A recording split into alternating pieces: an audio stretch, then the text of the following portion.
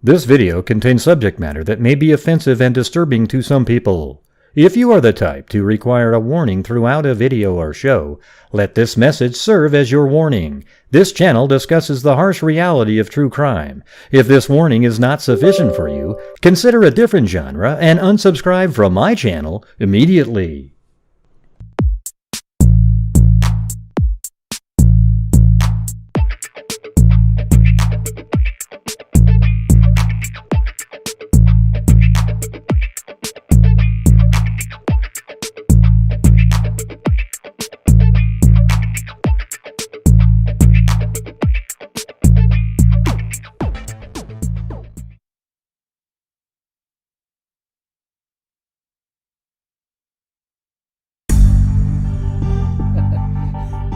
Not sure what happened to my other sound effect, but... Oh, there it is. It played. Oh, wait a minute. Wait a minute.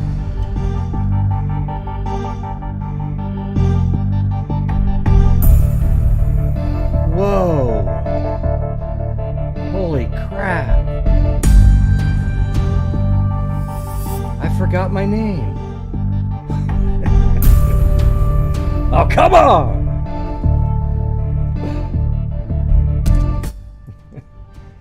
Yeah, I used to have a friend in college that would do that one all the time.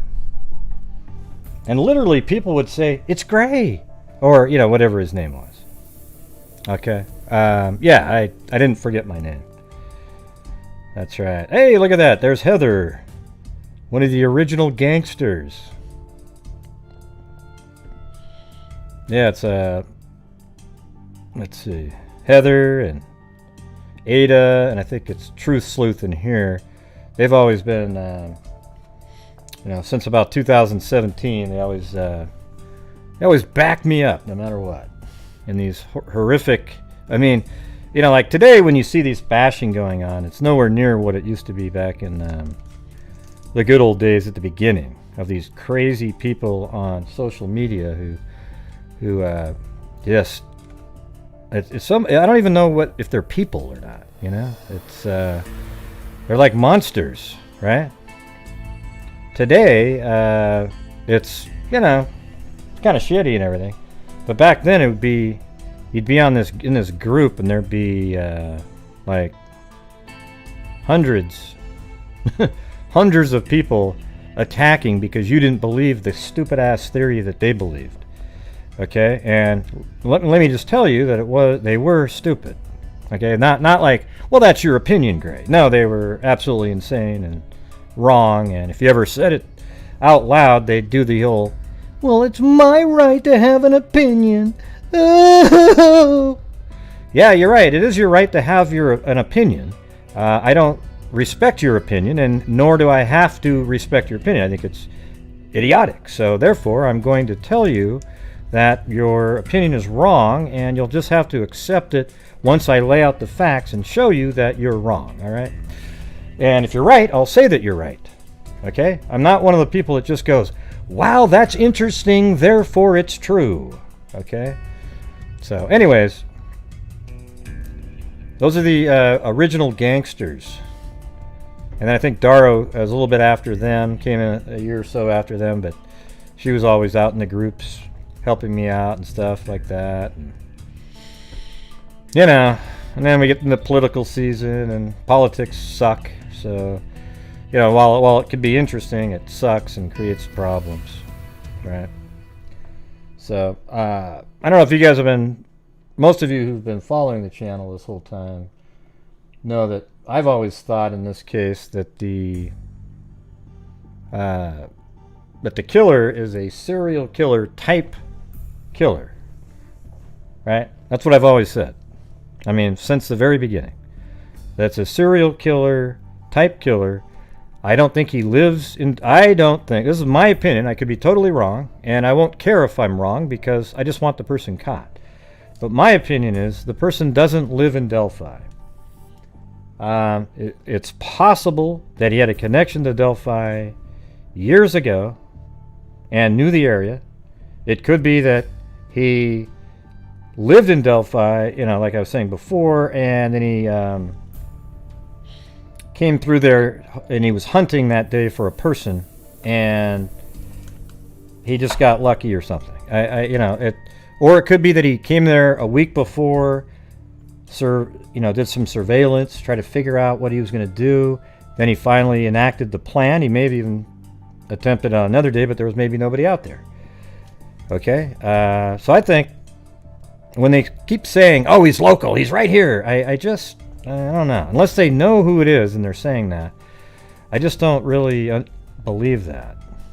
I think if it was somebody in town, every single person, I mean, in 4 years, somebody would point the person out and go, "Oh yeah, I know who that is." Because here's the thing: everybody in Delphi, most of everybody, has seen the video, and all it's about is, do you recognize this person? Yeah. So, do you recognize this person? And if you recognize the person, come forward. Well, how come then nobody in Delphi has come forward that we know of and said, "Oh yeah, that's so-and-so"? It seems like they've done that and it never ended up being the person, right? Oh, and there it is too. Beth right there. She was one of the people. She didn't vigorously defend me all the time because she liked being in the groups. The other ones like Ada and Heather, and then they would throw themselves on the railroad tracks and get tossed out of a group to defend me, right? They didn't care about staying in the group. Yeah. But she was always there, supporting. Yeah. Yeah, so anyways, that is and Truth Sleuth didn't want to stay in the groups too, so would never say anything. She'd always point it out and get me involved with the controversy, but never actually would do anything. So it's really, it's more like, let's see. Yeah, there's people on Reddit. It's just crazy out there, everybody. It's crazy times. Hey! yeah, there you go. Yeah, well, maybe a couple times you got tossed for knowing me, but it wasn't for something you said. Wait, Gray? You're out of here. Yeah. Truth Sleuth is the spy. Ada is like Ada and Heather are the warriors, and I would say Beth or Baba up there was the bishop. Right? Come on. That's how it works. If you were going to do like a Lord of the Rings analogy, or like a D&D analogy. Hey, thanks, Brian Joe, and Salty, and Rita Schaefer. Chewbacca? Oh, I'll be Chewbacca if you want me to be. Yeah. So what I thought we could do tonight is we'll go over some recordings recently of Robert Ives on various shows. I put the links in the description. I'm not going to put the video up there, but I think the audio is, I think it's similar to a lot of other audio out there. But maybe we'll play it and talk about it, and then maybe there's some articles that have quotes in it. I think the entire podcast that he was on is in there. And and by the way, how you doing, Baba? I haven't seen you much lately. How you doing? Her mom passed away recently, so it was pretty tough. Beth's one of those really, hardworking people that do everything they can for their family and friends. And okay, well, sorry for your loss again. I left you a voicemail. I don't know if you ever got that, but thanks, Tracy.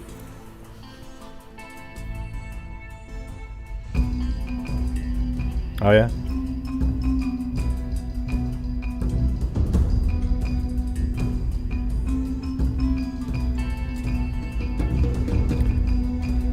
Nah. Love you all. Heart, heart. Yeah. Did you ever get my message? I wasn't even sure. I was on the phone. I was kind of, did I leave a message or not? Wasn't sure, but hopefully you got it. So, Anyways, we have a really cool freak family. Everybody put out good thoughts for... Oh, you didn't? Oh, that's crazy. Huh. Yeah, I left one on your phone. Maybe go check. Maybe you'll find it somewhere.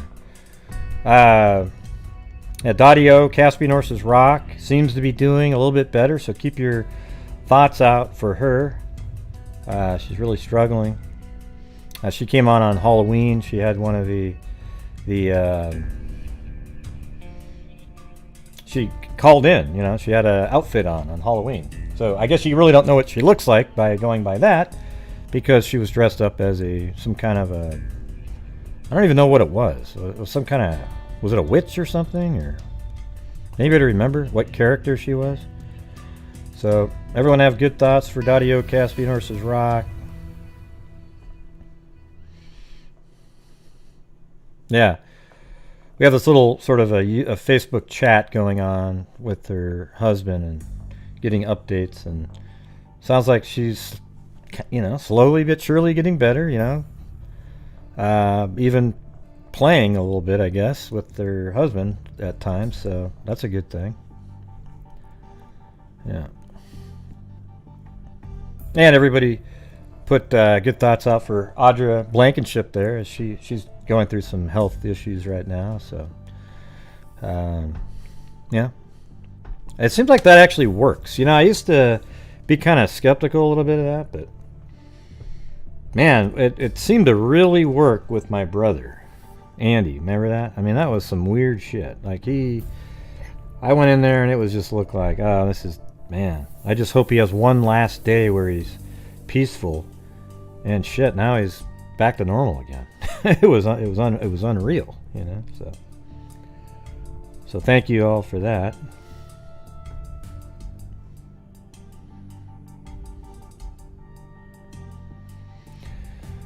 All right, everybody. I'm gonna just play some of these clips, and my green screen isn't working that great over there, so oh well. Let me see if I can get that work. Oh shit, that definitely didn't work.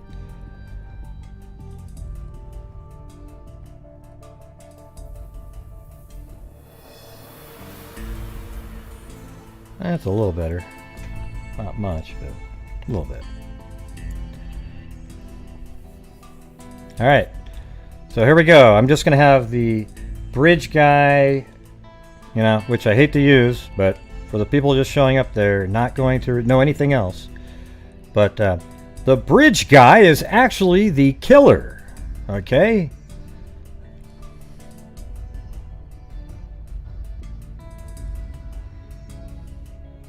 And this is a stabilized video that I just made recently where I kept his feet still and the lines on the bridge. So I think it's even better than the original one that I put out. But that'll be playing during some of this audio. So I think the first one is from Dr. Oz, some audio from that. You know, just using a little bit of it. And so while we certainly thought in the early days it would be solved within 2 or 3 days, now I have to wonder if it wasn't a semi-random crime of the sort that we occasionally have had in this country, where a person had an opportunity and they committed these murders, but still it doesn't make any sense for them to be there just outside of Delphi, Indiana. Yeah, well, see, that's the thing, is I think it's random too. I think he went there to hunt people, but Libby and Abby were random, and that's what serial killers do. They just, you know, when he said it doesn't make any sense that he was there, well, how do we really know that, though? How do we know that? Besides the fact of the video and the audio, which is amazing evidence to have from a crime scene, as I've told people, if you had arrived at this crime scene where the girls' bodies were found, there were 3 or 4 physical characteristics of the crime scene that you absolutely would take pictures of. Now, see, that's interesting, like physical characteristics that you would take pictures of, you know? Now, law enforcement has good reasons why they don't want to release information. I am not involved in the investigation in any way. I hope that people who are handling the investigation will consider whether perhaps it might be time to release some more of that information, so connections to other crimes in other places, or if someone had ever spoken to the perpetrator of this crime, perhaps it would give them a clue that they had learned something from the perpetrator. I'm no expert on serial killers, but I can tell you in the early days of this investigation, of course, law enforcement, the FBI, the Indiana State Police, the Carroll County Sheriff's Department were looking for crimes in other locations that might have similar characteristics. But of course, the public doesn't know some of these similar characteristics. And even then, the characteristics they were looking for tended to be more general things than... What does OG-BG mean? I don't think BG is an OG of anything, so I have to get rid of that. All right, here we go. The items I'm talking about. And I'm not certain of the exact significance of these things, but they are very unusual. I knew the girls were missing Or I don't think the day BG is an before. OG. And I can tell you, I at least, and I think most people thought, oh well, you know, they're hanging out with friends, they've had a fight with mom. No such thing happened, don't misunderstand me, but we didn't think much about it. And when the next day, when their bodies were found, it was shocking to Now, OG means original gangster, not original name.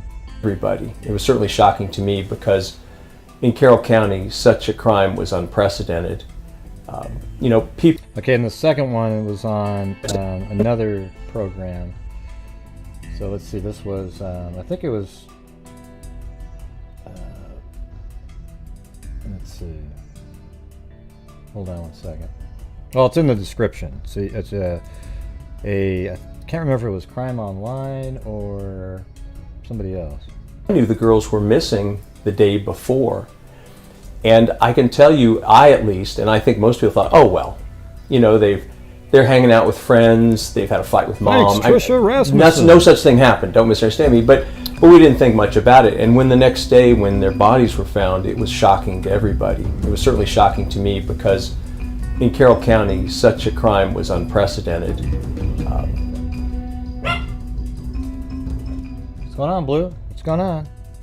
You know, Come here, Blue. people Come here, Blue. kill each other sometimes, but generally it's a crime of passion. It's about boyfriends, girlfriends, husband, wives, or some emotional dispute.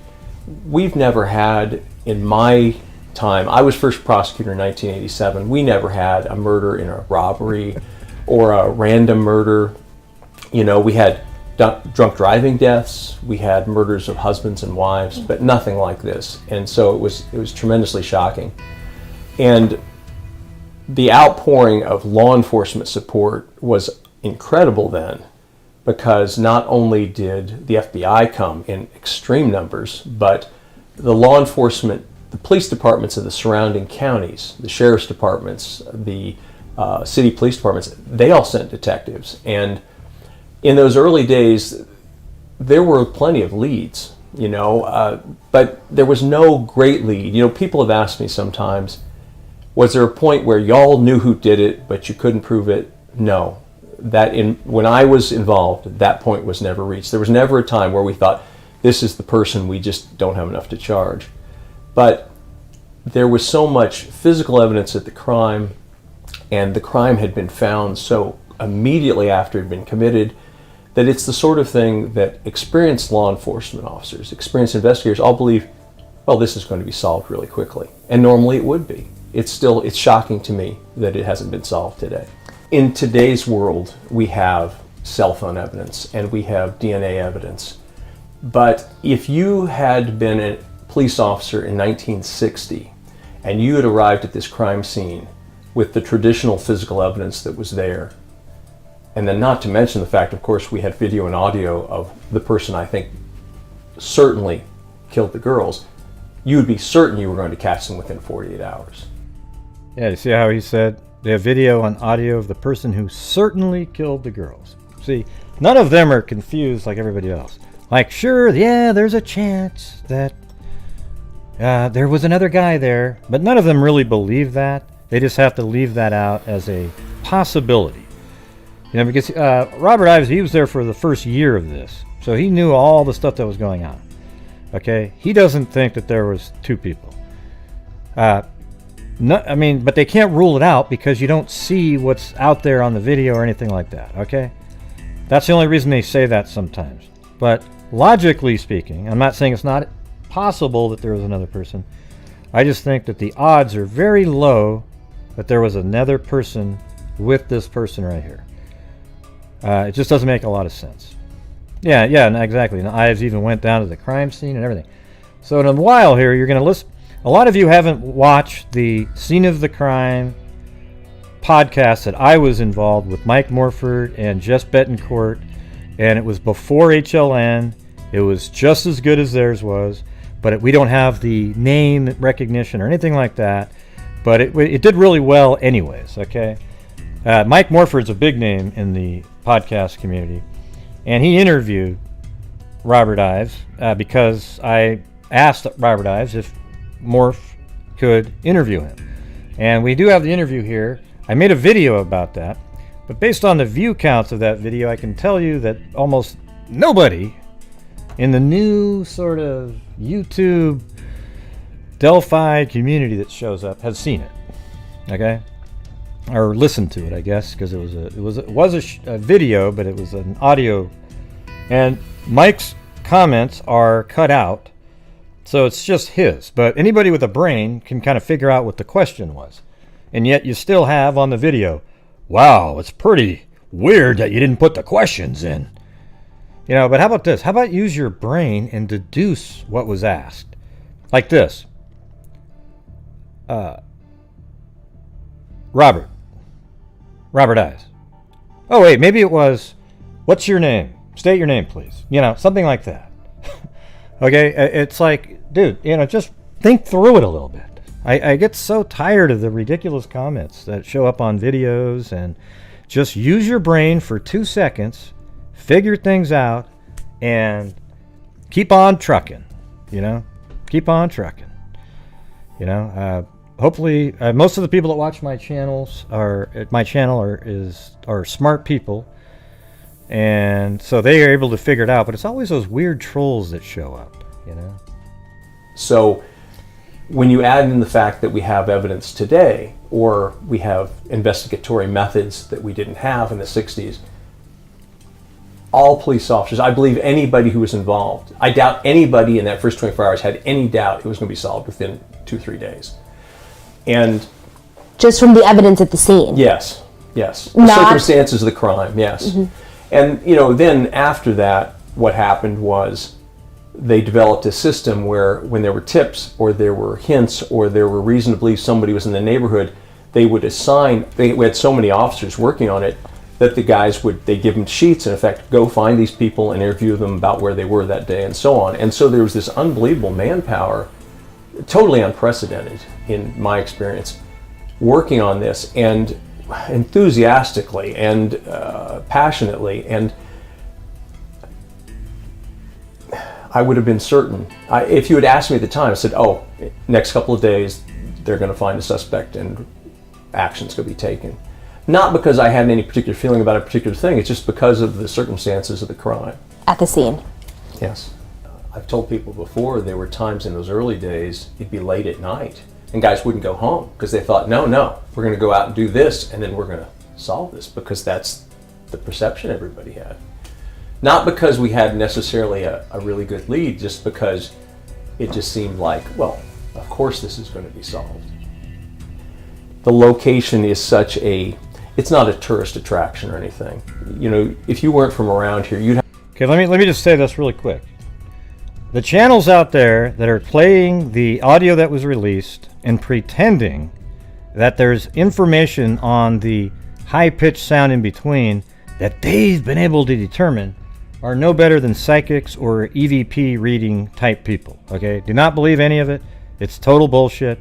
There would be absolutely no reason for law enforcement to release a hidden message in the audio in between the clips, okay? It's crap. Don't believe it. So here we go. Let's keep on going. You have no reason to even know such a place existed. You know, the trail actually terminates at the bridge. The girls had gone out because it was a beautiful day. 52. Hey, look at that. That's Darrow. Another one of the original gangsters. degrees, as I recall, in February. They just decided we're going to go out for a walk.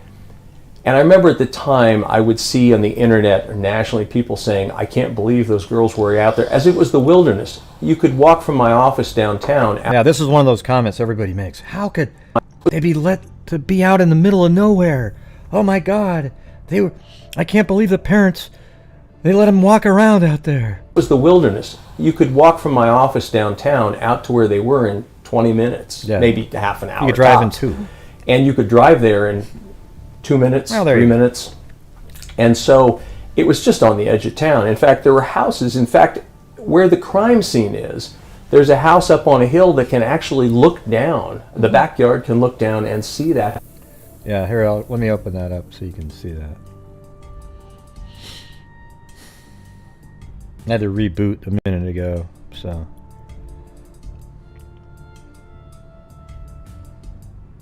I don't think there is a best theory. It's just, hey, thanks, Daro. Hey, look at that. We can finally see her, too. See? She's pretty, everybody. Look at that.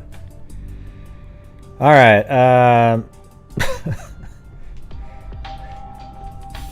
We got to do our... see, there's Raven. Ah, Raven! That was how... Raven's never here, Daro. But as soon as you showed up, boom, he's right there, right? What's up with that? OG, sneering face. That's a little bit strange. That's a little weird.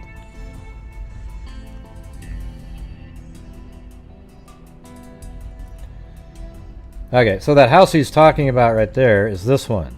You see how you can see, if you were standing at the edge of this property, you could see down there. But everybody goes, oh my God, who lives there? What's going on? Okay, well, what are you saying then? That there just happened to be a person standing right here at the time? Or what? Like, what's the intrigue of that? All he's really saying is how close. There's houses around all over the place. It's not a way out in the middle of nowhere spot. Here's the town. It's right there. Businesses all around. There's things going on. Okay? Things are going on.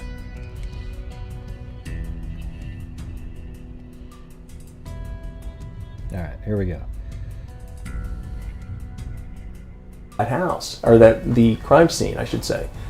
And so the idea that they were someplace dangerous, I wouldn't have hesitated to have my child at that. Yeah, I totally agree. Case cracked. Yeah. And today's the 27th, so tomorrow is our donation night. So we got one more push, then we got donation night. We're going to build up the funds in the DNA fund that we're putting together for identifying Jane and John Doe's with Colleen Fitzpatrick. It's a really cool little experiment that we're trying. I think it's going to be something really amazing for us to be part of. And then we're also going to donate some money to charities, all right? So there you go. Yes, the people who say worst comments revolve around the idea of, oh, I would never have, or, you know, that's the thing. It's crazy. Age to be walking out there. That's another thing that's shocking about the whole thing. Well, I guess I fear at this point that the most likely thing is, and this is a terrible thing to hope for, is that some other crime would be solved and the person, as has sometimes happened in the past, the person would say, oh, I committed this crime in Delphi also. I started to say, on the one hand, because it's not a very famous kind of place, I always tend to think it was a local person. But the fact that it's not been solved, and the fact there doesn't appear to be any motivation for it, it appears to be a serial killer type of thing. I'm not saying it is, I don't know, but makes me wonder if it wasn't a random act by somebody who isn't around here all the time. But I don't know. I mean, I'd like to tell you I have a strong feeling about that, but I don't. Early on, I would have said, well, it's surely somebody local, because who would know to be out there? Why would you be out there? Why would you even expect to find any other human beings out there in February? Yeah, so there you go. Alley in the middle of the night. That's it. This is something that needs to be emphasized. This is not like these girls were in a back alley in the middle of the night.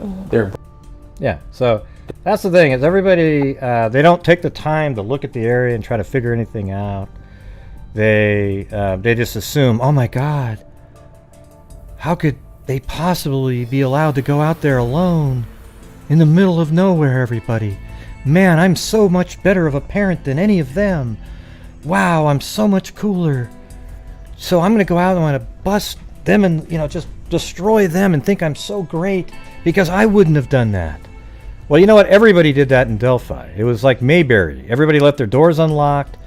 It was probably one of the safest places you could be at. Yeah, I mean, maybe there was drugs here and there, but it wasn't any violent crime like that. And all of a sudden, boom, there's a double murder of 2 young girls, and now everybody's locking their doors, and all of these, I'm so much cooler than you, the moral superiority police show up, and every time I see one of those comments, I just want to remove them.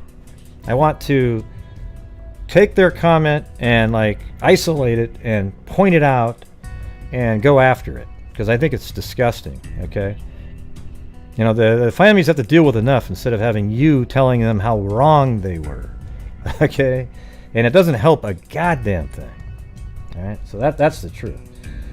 All right, so here is the interview right now. See if your brains can, you know, kind of try to figure out what the questions were. All right, so this is the one with Mike Morford and Robert Ives. All right, but we removed the silent spot in between.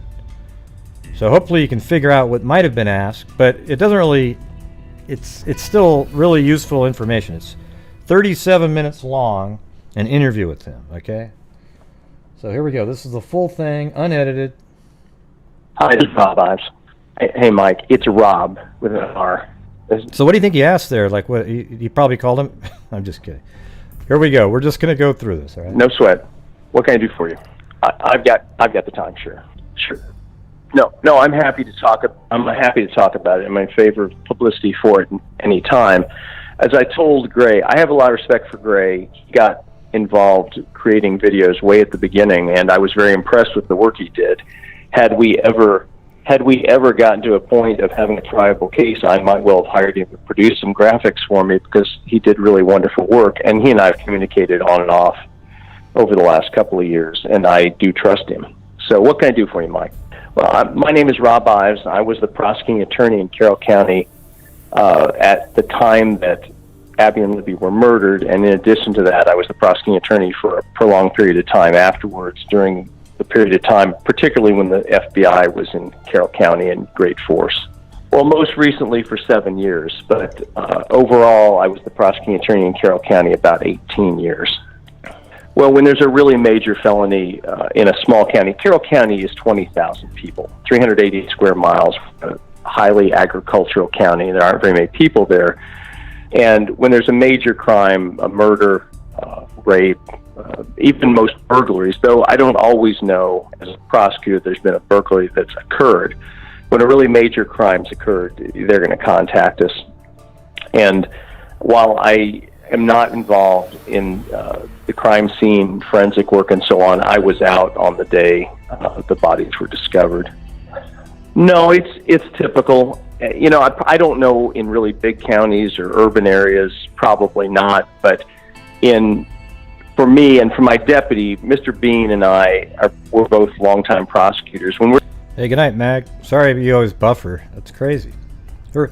She almost always buffers. If somebody can help her out, that'd be great. We're talking about a major crime scene, a murder. The main reason we want to go is not to tell the police how to do their job, but so that when people are explaining the crime scene to us, that we have a context in which to put that explanation. So if there's a murder scene at a house or outdoors or any place like that, I was always going to want to go. Well, to a limited extent, in a major case, sometimes prosecutors may make suggestions to the police. We may have our own ideas about some follow-up that might be done. But generally, we don't run those investigations. But certainly in Carroll County and with the Indiana State Police and the Carroll County Sheriff's Department, we all get along really well and we work together really well. And they're interested in my opinions.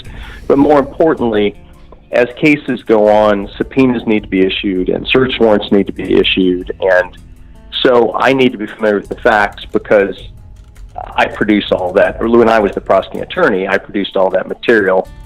And thus, the more I know about the case, the easier it is for me to understand what it is they want to do and why they can do it. And sometimes, as a prosecutor, you got to say, no, we just don't have enough to get that. We need to get more.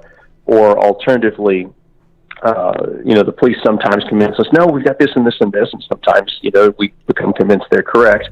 We don't want to be going to a judge asking for Yeah, well, the thing is I was talking to him at the very beginning of the case. Let me show you guys something. I put this as part of the show because it was pretty. I've told the story, but I actually went back at one point and found the information. Let me see if I can.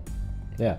So way back in, I think it was February 22nd, 2017, on a video that's no longer there because I made a slight error and put it back out. He actually, look at this. This is on my YouTube video. It says, Gray Hughes, I've sent you 2 emails. Can you respond, please? Yeah, and you know me. I don't always see the emails, okay? So he put this on a YouTube video. That's literally a comment that was on my YouTube video, okay?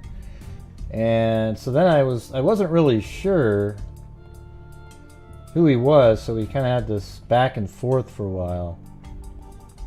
Because I didn't really believe he was who he said he was at the time, because it came from a .com and stuff like that.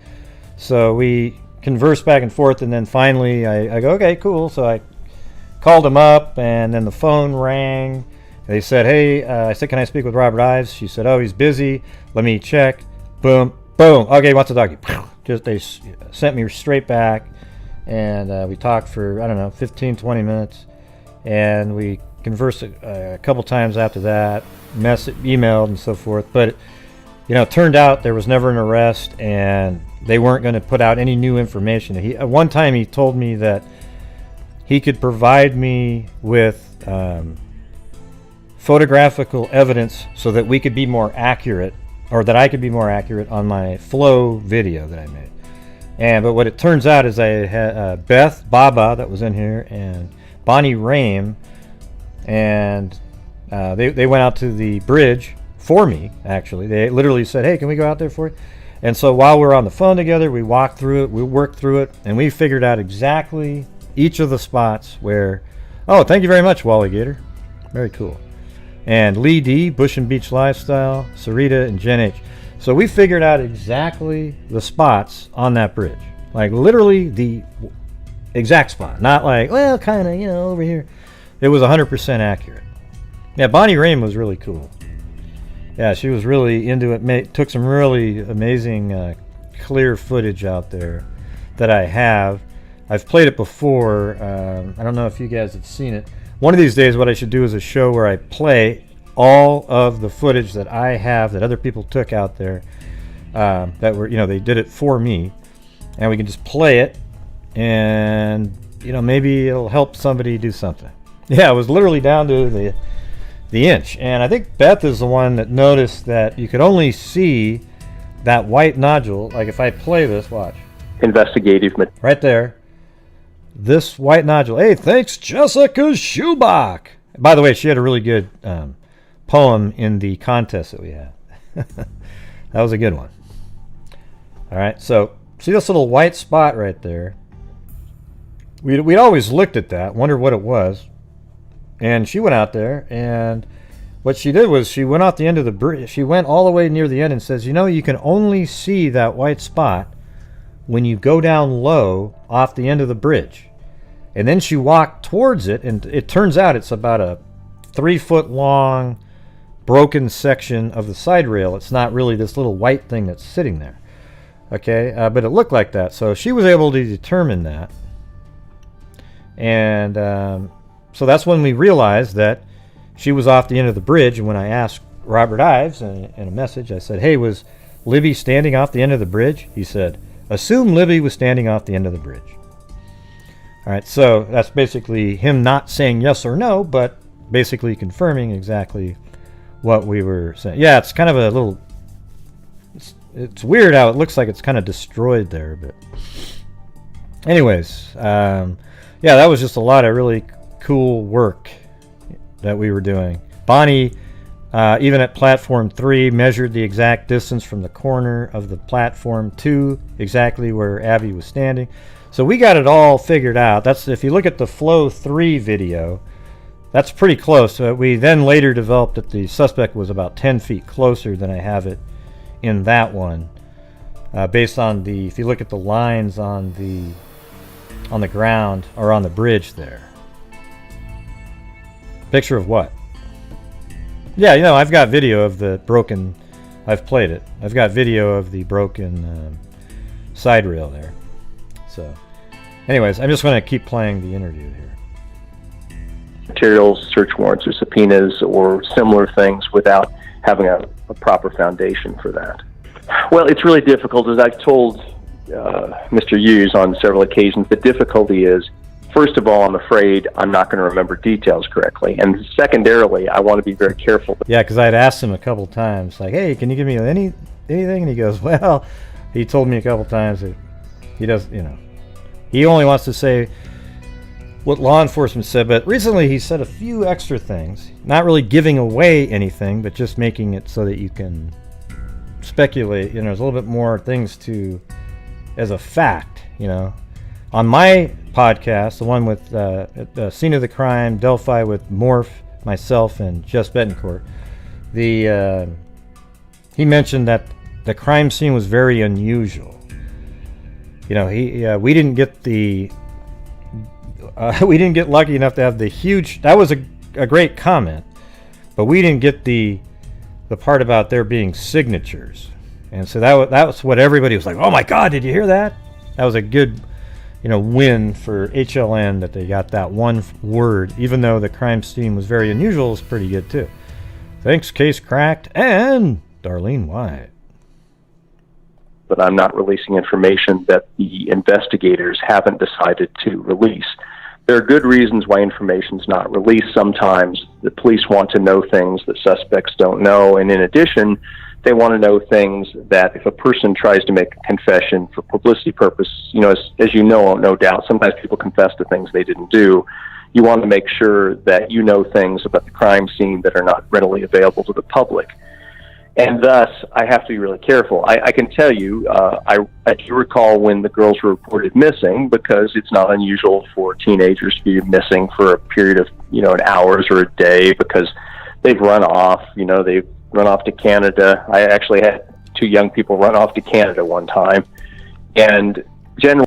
You see the way he said, run off to Canada sometime? I think that, whatever that tone is definitely an Indiana tone, because Becky sounds exactly like that. The other people, it's absolutely wild.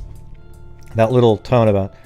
I don't know how to explain what that was, that little cadence he had when he said... let's see right here. Actually had 2 young people run off to Canada one time. Yeah, one time, and like that. Generally you think, oh, well, they'll turn up tomorrow. They'll turn up the day after. And the next day it was shocking when the girls were found dead. And so, the crime scene is at the end of a walking trail. And one thing that has been reported very well is the bridge that's shown in the pictures is not actually on the walking trail. The bridge is not safe to cross, but people crossed it all the time. I check my email every day, but maybe back then I didn't check it quite as much. But I get a lot of emails now. That was when I first started doing it. What difference does it make, Tara? In fact, one factoid, which you may already know, is that a lot has been made sometimes of the fact that the suspect is looking down as he walks. Well, he's looking down as he walks because anybody walking across a bridge has to look down, because that bridge has not been in railroad operation since, I believe, 1987. And so it's not in very good shape, and you have to watch your step to cross it. Oh, wow. Well, by the way, hold on a second. I just got, let's see. Hold on a second. Yeah, Mag, the one that, she just sent me a really big PayPal, so thank you very much. That was very generous. It was a multiple cat eye thing, so I really appreciate it. Thank you. All right, here we go. There's no law on the subject, and one thing that's hard, I've had to explain to people in the past, in Indiana, in some states, I understand in New York, the prosecuting attorney is actually at the top of the chain of command of all his local police departments. But in Indiana, the prosecutor is not in the chain of command. The prosecutor can ask the police to do things, he can tell them to do things, he can embarrass them if necessary, but he really can't order them to do anything because he's not in the chain of command. Now, in reality, the police are extremely cooperative, and they don't want to cross prosecutors, they don't want to be in the doghouse with prosecutors. But on something like this, it's more a question of what makes good sense. Prosecutors are not investigators. There's nothing legally that prevent me from releasing anything. But I'm not a professional investigator. The detectives in the Indiana State Police and the leadership of the Indiana State Police make judgments about what they think should and should not be released, and I was never going to. You know, he always says that our interview was the best one that he did. He just messaged me that the other day. He said the interview that I did with you guys was the best one. So, I mean, look at it. There's tons and tons of detail in it. We just didn't get the one word signature. Okay, we didn't get that one. We got the crime scene was very unusual. Second guess those judgments. Now, I guess don't misunderstand me. If I thought they were doing something horribly wrong, I might have released something else, but I didn't have that feeling, and I wasn't going to second guess their decisions about such matters. I think if anybody looked at all the various evidence, any two people would have slightly different opinions about what should and should not be released, but I'm not interested in second guessing them on that. You know, the one thing that I don't think was emphasized enough, even though it was certainly released, was the fact that the image of the suspect is an image from a video from a cell phone camera at great distance. People.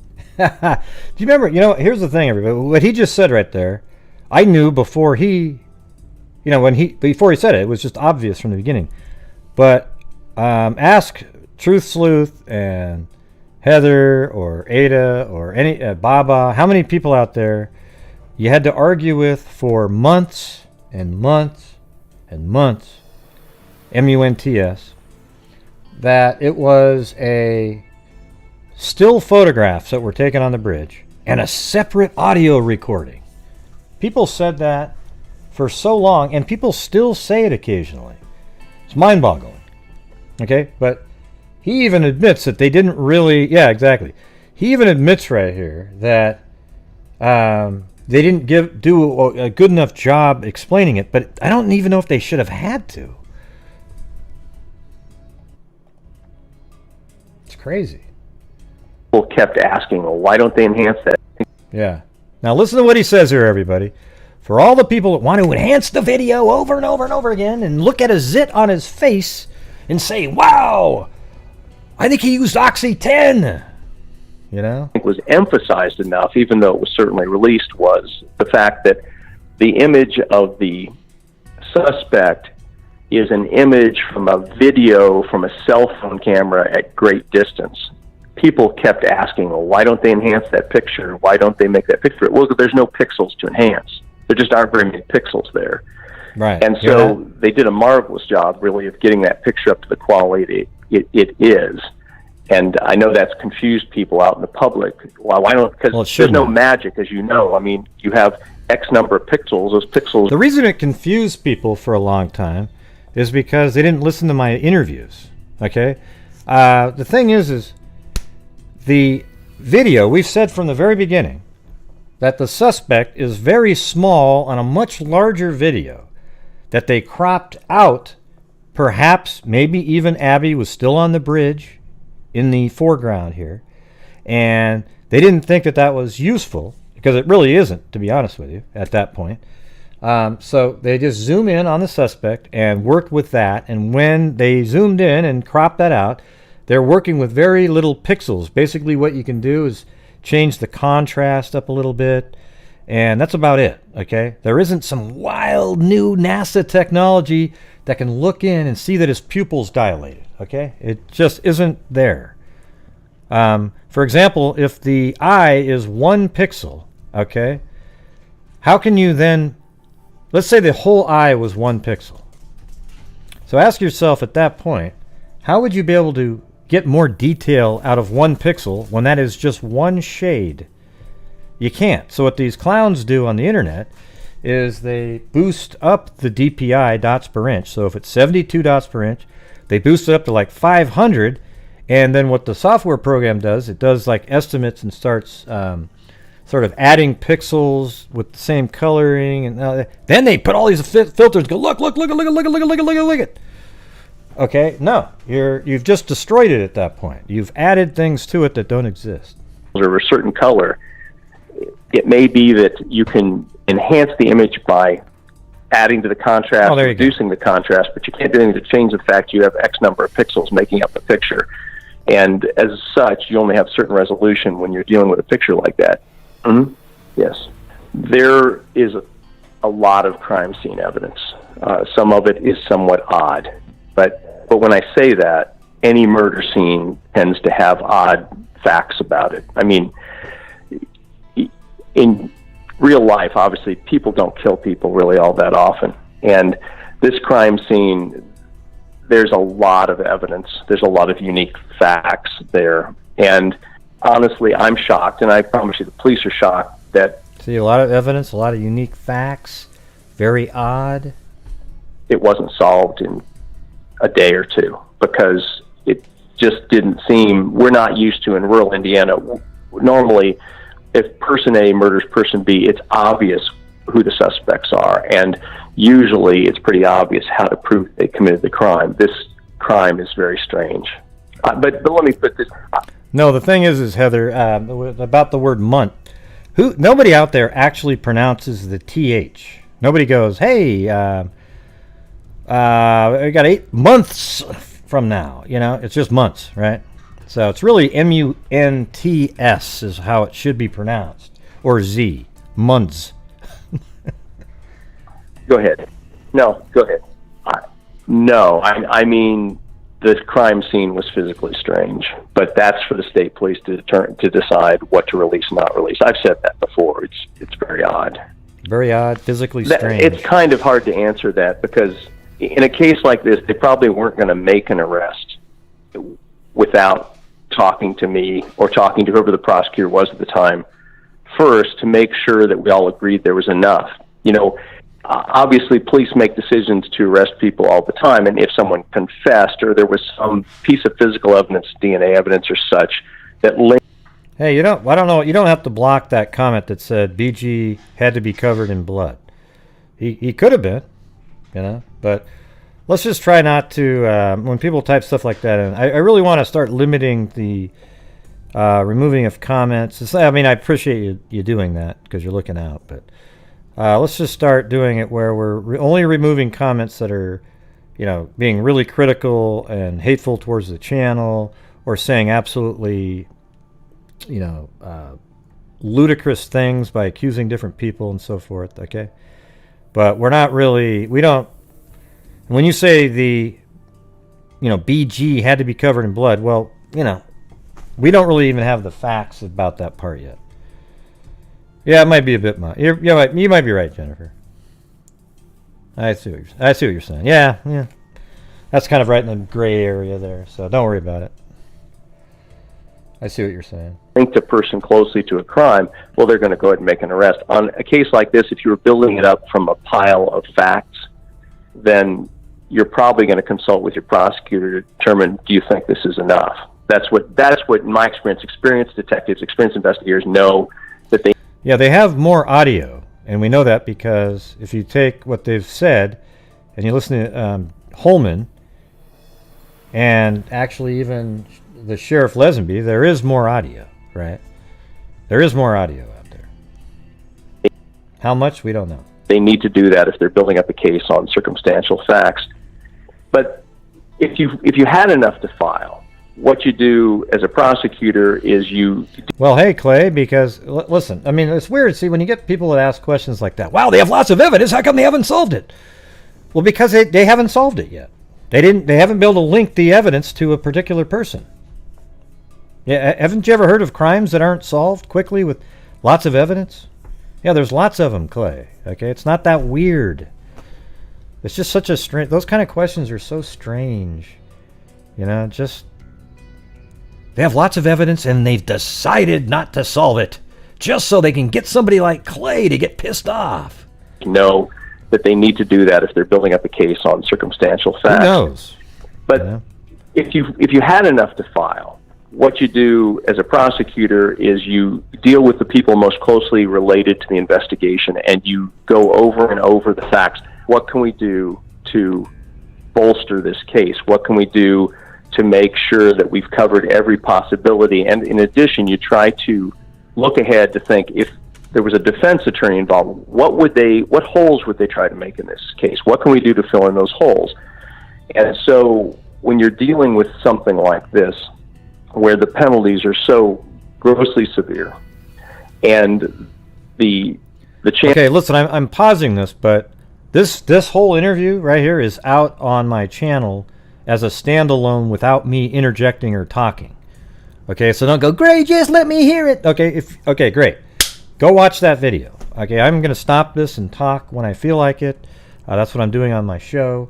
But if you want to go watch it without me interrupting, feel free to go look that up. Just type in Gray Hughes and Ives, and it'll probably pop up for you. Okay? The chance of going to trial is extremely high because you're just not going to plead people out to cases like this. Or even if you are, you're going to have an overwhelming case to convince them that they need to take a ridiculously, I shouldn't say ridiculous, a horrendously strong penalty. Then what you're trying to do, as I say, with the police is you're going over and over, do we have this covered? What do you mean then be quiet? I just told you I'm going to interject whenever I feel like it, Andrew. Okay? Yeah, I'm going to interject whenever I feel like it. If you want to, leave the show right now and go watch that video. Okay? So leave the show, go to my channel, go onto YouTube and type Gray Hughes and Ives and go watch that one.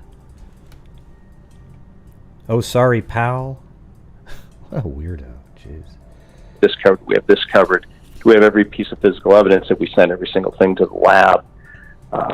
Is there anything else that we've forgotten that would make this case stronger? Is there anything else we've forgotten that would prevent a weakness from appearing that doesn't really exist?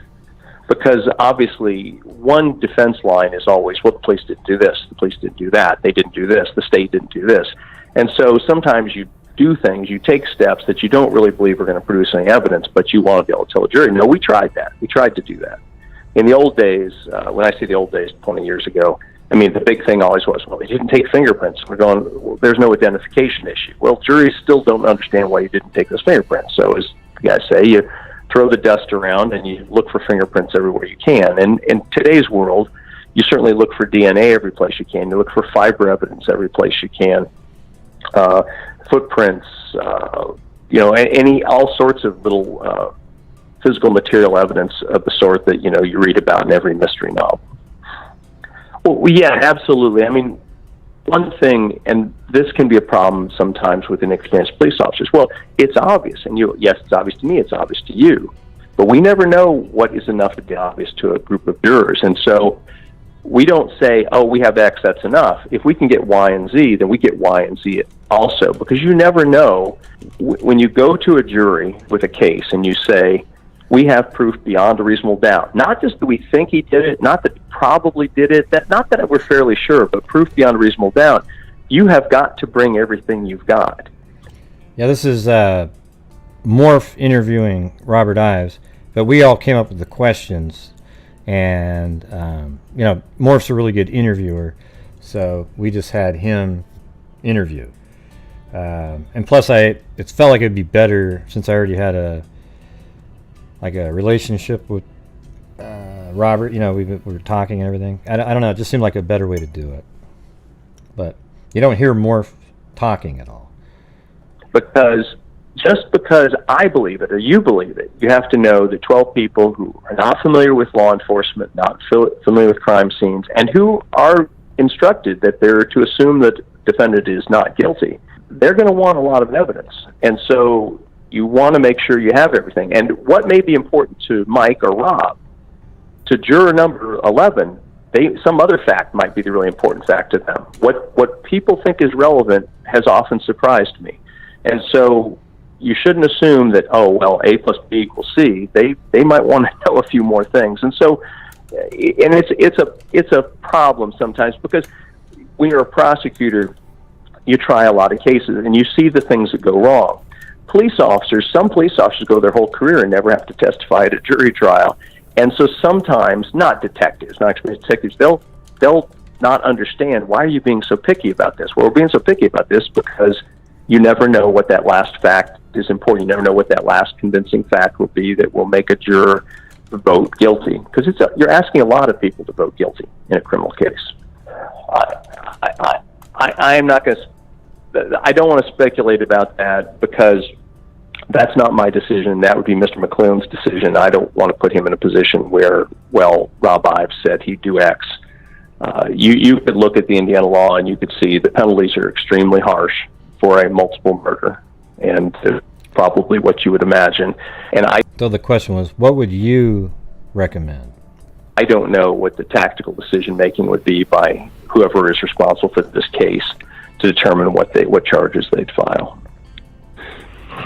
Yeah, I will say this. I thought initially it had to be somebody local, as people have said, and now I really don't know. I guess I'm afraid it might be somebody who happened to be there at the right time. There was no logical reason anybody would have known those girls were going to be there that day. And a lot of investigation went into determining, did anybody know? And I don't know if you know this, Mike, but the reason they were out there in the most general sense was an outrageously beautiful day for February. I believe, wasn't it a February date? Yes, yes. And I believe it was in the low 50s. It was in the 50s and sunny, which in Carroll County, Indiana is outrageously warm for February. And so I believe they just took advantage of the fact, oh, it's a nice day, let's go for a walk. And a lot of people did that. And so I don't know, I've never seen anything that would lead me to believe that anybody would have known they were coming. I can say that. As of the time I last knew the facts, I had no reason to believe anybody knew they're coming. Now, if the police know that now, and I hope they do, I'm not aware of that. A person with no conscience, I mean, a sociopath. What type of person would do this? That's what he just said. A person with no conscience, a sociopath. See, that just means, when you hear comments like that, you realize how horrific the crime scene probably was. I mean, it's just... To the best of my knowledge, and you can tell me, the method of murder has never been released. Isn't that correct? Yeah, so I'd rather not comment on that. Even though I was a prosecutor for 22 years, my experience does not encompass anything in any way related to this case. Yeah, as I say, in big cities, maybe they have situations like this. You have a multiple murder, there's no logical suspect, and you can't figure out, you can't come up with chargeable evidence over a long period of time, but that's very, very odd from my experience. And so the tactical decisions or maybe strategic decisions the police make about what they're going to release or not release, I'm not really familiar. I have nothing to compare it to. And I am not a trained investigator. I'm a trained lawyer. I'm a trained prosecutor. I think I was good at that, but I'm not going to tell investigators the best way to investigate. I'm still stunned by it. To think that we had a crime scene, we had bodies within 24 hours of their death, that we had a video recording and an audio recording. I would have thought, and I promise you everybody else thought, we're never going to have this much evidence. I mean, and there's, as I say, there's more. That we have all these facts, some of them somewhat unusual, and there's going to be something about these facts that's going to point to somebody. I'm shocked, I'm stunned, but when I say that, I don't mean that I think anybody failed. Many, many great police officers have worked their tails off on this, and they just aren't finding it. And there were promising leads at one time or another. Amazing things, but they didn't lead to they didn't lead to a person that was even close to chargeable. People have speculated, well, maybe there's somebody out there. I can tell you this, there was never a point while I was prosecutor that we thought, oh, just a little bit more, we'll charge this person. There is no such person while I was there. I hope there is now, but there was no such person when I was there. I know there was DNA evidence that was not from the girls at the crime scene, and which is what you know, and that's really all I know. I speculated, well, maybe there's somebody out there. I can tell you this, there was never a point while I was prosecutor that we thought, oh, just a little bit more, we'll charge this person. There is no such person while I was there. I hope there is now, but there was no such person when I was there. I know there was DNA evidence that was not from the girls at the crime scene, and which is what you know, and that's really all I know. I have very little experience with composite sketches because normally, in my experience, which was in Tippecanoe County and Carroll County and Clinton County, which are all Indiana County, Tippecanoe County being a bigger county, but when I was there many years ago, I was not handling major felonies. My experience, the use of these sketches, which I know from news reports and from history that it's amazing how good these sketches can be, how accurate they can be, how closely they can resemble the person. At least they closely resemble the person that's being described to the sketch artist. And so they're really helpful when you're trying to find an unknown person. But as I say, in Carroll County, well, I've prosecuted several murders. I've been involved in several murder investigations or death investigations. We never had a situation where the question was always how we were going to prove the person did it. It wasn't who the suspect was. We had no unknown suspect. You know, there was a love triangle case that also arose here in the last couple of years. And in that case, it was not very, very long at all after the murder that we figured out, okay, it's this other person is the logical suspect, and he was tried and convicted. So it just hasn't come up. I think it's very valuable because I say it's amazing if you say, I saw this person on February 17th, and he was walking through the park, and the sketch artist talks to you and talks you through what this person looked like. It's amazing how closely they'll come up with a picture that resembles that person. But that's only helpful when you're looking for an unknown person. And I don't know the history behind the change of the sketches. I was not around for the decision, oh, this sketch is wrong and this sketch is right. I don't know what that was all about. Mm-hmm. Well, it's terribly disappointing. I mean, first of all, there's such a horrible crime. Carroll County is a peaceful, safe place. Nationally, people were making comments, I can't believe that those girls were out there. From my office in downtown Delphi out to the crime scene, you could walk there in 20 minutes or half an hour. It just wasn't out in the middle of nowhere. It's not talking like a national forest. It's just down a trail just outside of town. It wasn't in the middle of nowhere.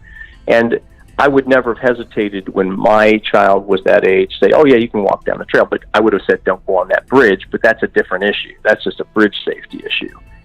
It was horrible to me because, I guess let me put it this way, Mike. People would say to me, I did work a lot of hours in the 6 weeks after that crime was committed because we were sending out subpoenas and I was trying to help the guys with technical issues, making sure their printers were working and their laptops were working. And I would come in 7 days a week, just like all the cops were doing. And people would say to me, oh, Rob, you must be exhausted. I feel so sorry for you. I said, no, don't feel sorry for me. This is my job, and I love doing it. The people to feel sorry for are these little girls and their families. It's horrible. I mean, it's just, it's far and away, along with the 4 girls that were killed in the fire in Florida, that period of time and those deaths are the worst things that I can ever recall. And I grew up in Carroll County and lived there my whole life. It's just, as crimes, they're just horrifying. And then for me, it was very frustrating. A lot of people are working really hard, and officers are coming from all these surrounding counties to help, and a lot of really sharp people are working really hard, and it's so frustrating that we can't find any justice. It's horrible, and it bothers me today. And I wish they would get a breakthrough, and I wish there was something else I could do to help, but I don't know what else I can do to help. So as a frustration in my career, it's by a huge margin, the worst case, the worst crime, and the most frustrating outcome so far that I can recall. Well, I don't know. I felt strongly, I was very lucky. The gentleman, Jerry Bean, was my chief deputy, and Jerry had been the prosecuting attorney in Tippecanoe County for, I believe, 16 years, and probably there wasn't a more experienced prosecutor in the state of Indiana than Jerry. If there were, there were very, very few. And so I felt very strongly that we were ready and able to do the job, that I wanted to catch the person that committed this crime, I wanted to prosecute him, I wanted to convict him, I wanted to make sure it got done. And so I'm frustrated by that, but that's trivial. I mean, what's important, as I say, is that we can't save the girls, but can we get some justice for their families and some closure for them? Because everything about it's so horrible. Whether I did it or didn't do it is not important. What's important is that it gets done. Well, I think this person's going to get caught, and I think they're going to get convicted. But I guess what I'm afraid of now, it might be one of these situations where somebody gets caught 2 years from now or 6 years from now and admits to something, and then as part Thank you, Claudia Neubauer. of a deal, as we have seen in the past with serial killers, they'll say, oh, I also did this other one. As long as you don't give me the death penalty or some similar thing, I'll tell you about that. I don't say that's what this person is. I don't say this person's a serial killer. All I can say is that generally, what I tell people all the time, people get really worried about murder, but if you're not living in an area where there are common disputes over drug territory, generally the only people that kill it, you only get killed by your friends. You only get killed by your relatives.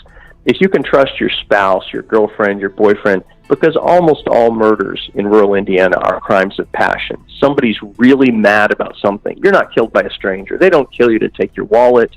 They don't kill you just to hijack your car. They kill you because they're mad about some romantic relationship or some family relationship or something like that. That's what happens. I've had cases 2 times in Carroll County. Grandsons killed grandparents because the grandparents wouldn't give them money.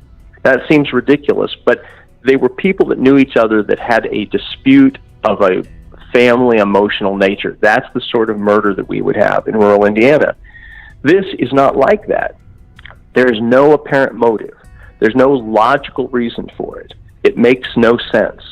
It makes no sense that anybody would murder somebody where this murder occurred. And in fact, if you go out to this, I've told Gray Hughes I'd like to go out there with him. You go out there, there's actually at least one house that you can look down from a... I know, I want to go out there so bad because I think he'd take me around and show me everything.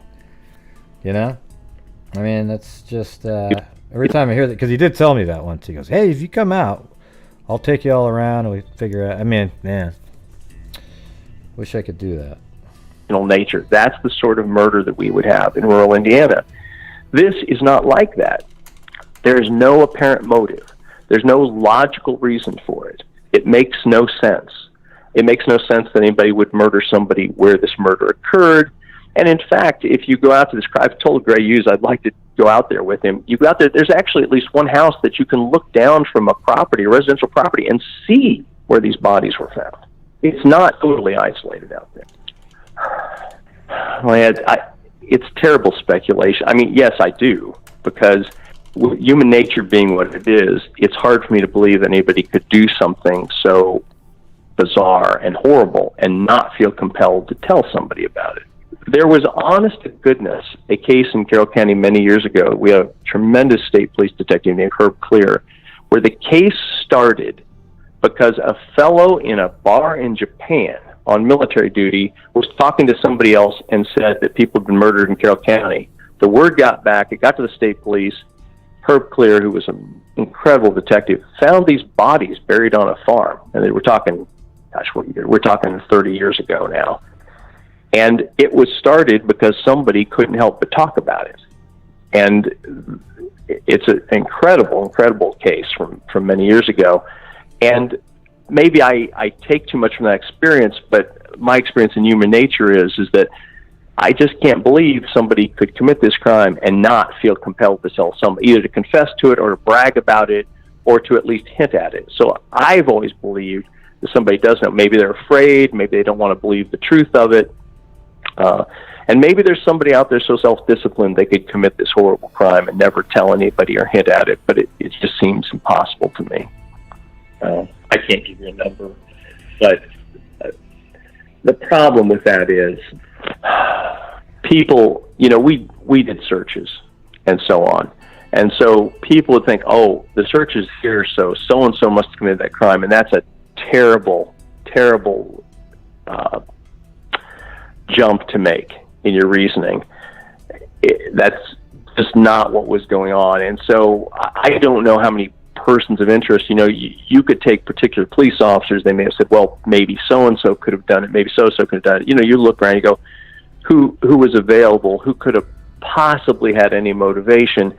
But in my opinion, as I told you before, there never was, while I was the prosecuting attorney, a person that we said, well, we're pretty close to charging this person. We think they did it, but we can't quite prove it. That person has never existed. Now, other people may have different opinions on that. That was my opinion. Mm-hmm. Yes. Boy, that's really hard to say, but But to execute a search warrant, to get a judge to give you a warrant, you have to have probable cause. You have to feel convinced a judge it's more likely than not that you're going to find some evidence that would tend to prove that a crime was committed. And what the problem with it is that you might have a set of facts that look like 51%, but then when you go do the search, you go, oh, that was a red herring. Those facts are really not related. Those facts were coincidental.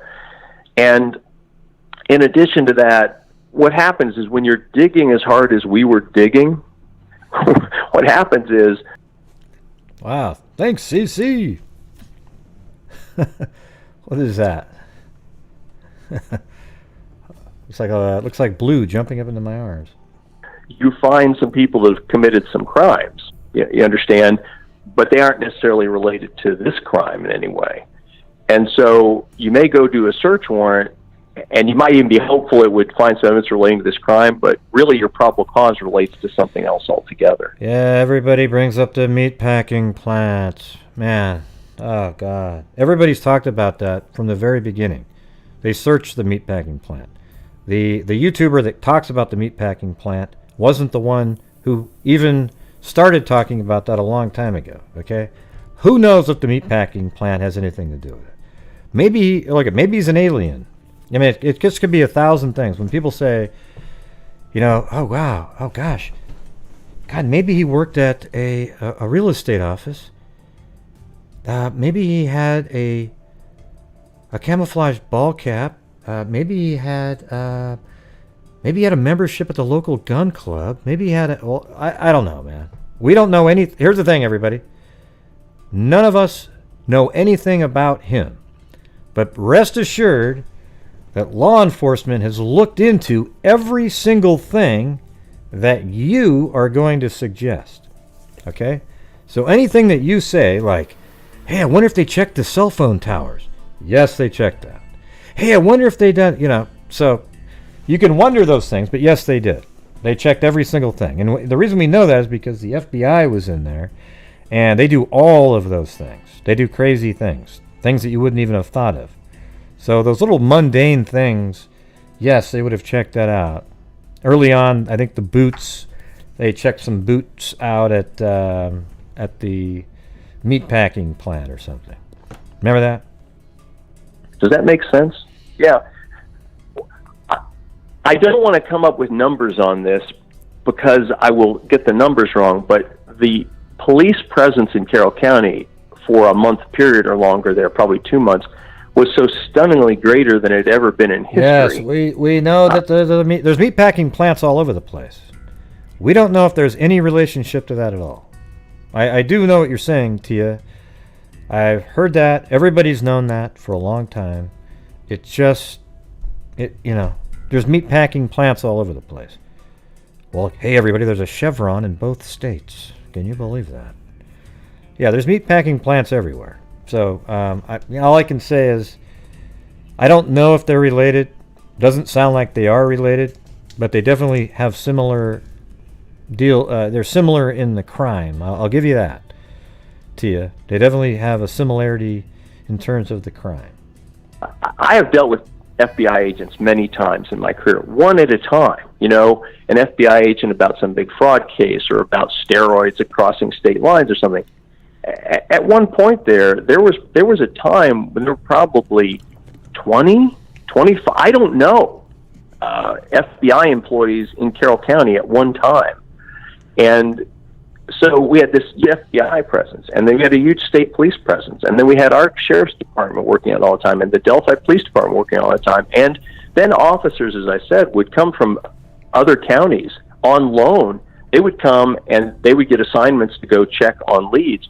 Well, when you're checking on this many people, you're going to find some people up to no good. And so all sorts of things were happening during that period of time. And the other thing we were doing, and I've explained this a few times to people, is that, and the law has even changed on this since we were doing this, but when you have a crime in an area and you're trying to figure out, well, who could have been in that area, one thing we were doing was trying to figure out what cell phones had gone through that area. So we did a lot of subpoena for cell phone records where it wasn't a question of whether or not we thought a particular person did it. We're just trying to figure out who else could have possibly been, say, within 5 miles of that crime on that date. And so we put out a lot of paper relating to cell phone data back then. Yeah. When you're talking about a search warrant or an arrest warrant, there has to be probable cause that there's evidence of a crime. But when you're subpoenaing something that is subject only to subpoena power, then it only has to be reasonably related to a criminal investigation. So if you're doing a search warrant, there has to actually be suspicion or probable cause of a crime. But when you're doing a subpoena, there only has to be, well, this logically could lead to evidence that would help you investigate a crime. And then the courts have had a tough time when you talk about cell phone technology determining what issues are privacy issues that call for search warrants and what issues are not so privacy issues that just call for subpoenas. And the courts are still trying to work that out. And during the period of time we were doing this, that the law was in flux. But we produced a lot of information just trying to figure out not, again, who committed the crime, but who was physically present in the area. And of course, if you found there was somebody physically present in the area that was there for 3 hours or was there and had never been there before and has never been there since, well, you'd go talk to that person. That doesn't mean they committed the crime, but you'd know that very few people just passed through, would be near a cell phone tower near that crime and so on. So that was one thing that was going on. Well, as I say, it wasn't super hard at the time because all you really had to say was, though you had to look at the federal law and the state law. You go, there was a crime committed here. We want to know who was in that area during that period of time. And then all you get is, you're not getting the contents. You're not getting the phone calls they made. All you're getting is this cell phone with this number pinged off that tower during that period of time. It wasn't hard to get at that time. I suspect now, and I'm not up with this because I'm not keeping up with it at the moment, it's harder because the courts, there have been a lot of rulings since then about what is necessary to get that information from cell phone companies. And I'm not an expert on that subject. It's in the millions. It's an amount, if we totaled it, I say that, there was a tremendous amount. I mean, the FBI had satellite relays in there, and they had equipment in there, and then we had, if I tried to do the math, I mean, it continued to be people. Right now, there are officers right now, they're working all day, every day on this case. And if you just took the two Carroll County deputies, the deputy sheriff detectives, who have been working full-time almost continuously since this case started, if you just took their salaries alone, it's, I don't know, a couple $100,000. And there's many, many people, so it's in the millions of dollars. As I say, it isn't that that's all they were doing, and it isn't that that's all they produced, but the amount of time that's been spent on it, the man hours, equipment time, resources. I mean, I can't tell you some things we were doing, but there was equipment used of all sorts. I can tell you this, I went over to Monticello and bought $2,000 worth of hard drives or something for video work, because we got printers and we got hard drives and we got cameras and we did all sorts of things to try to do logical investigative methods relating to trying to figure out an unknown suspect. If a person would come back to a crime scene or they would be some particular place, that sort of thing. And so an unbelievably large amount of money, but I wouldn't try to estimate it right here off the top of my head, but it was a huge number of police officers and continues to be a substantial number of police officers. And I hope every day that I'm going to get a phone call or I'm going to look at my news feed and I'm going to say, oh, they got somebody. But I have never gotten that message to this day. I wish I had a number, but if you ask the state police, if you ask Kim Riley, the public relations officer, he probably could come up with a number for it, but it's thousands. And there there were some kind of silly ones, but people were really trying, and there was a lot of great information that came in. I mean, I took some of those calls myself, and they're so busy early on, I actually manned a phone one day. Yes, that's right. Well, you know, Thank you, Timothy Cecil, Case Crack. CC up there. Appreciate it. when we've got a whole table, eventually they moved it to the FBI's call center. But at one point, we were just running a call center ourselves, and we had lots of volunteers, and these were all, they tended to be like jailers and dispatchers, and people are used to taking these sorts of phone calls. And early in the morning, or at some particular hour, we'd only have one person, and there'd be three phones ringing, so I just answered the phone. I don't see that as a problem.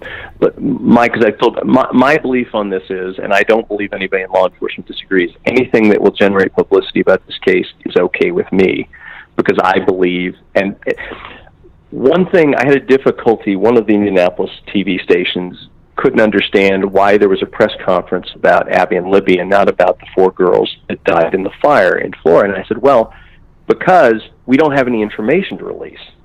The reason there was a press conference, I've never called a press conference in my career that I can recall. In 22 years, I don't believe I ever called a press conference. The press conference was called because they had information and they wanted to get it out to the public to see if the public could help. And I still believe, as I said before, that people know things. Maybe they're afraid to say them. Maybe they think they're not important.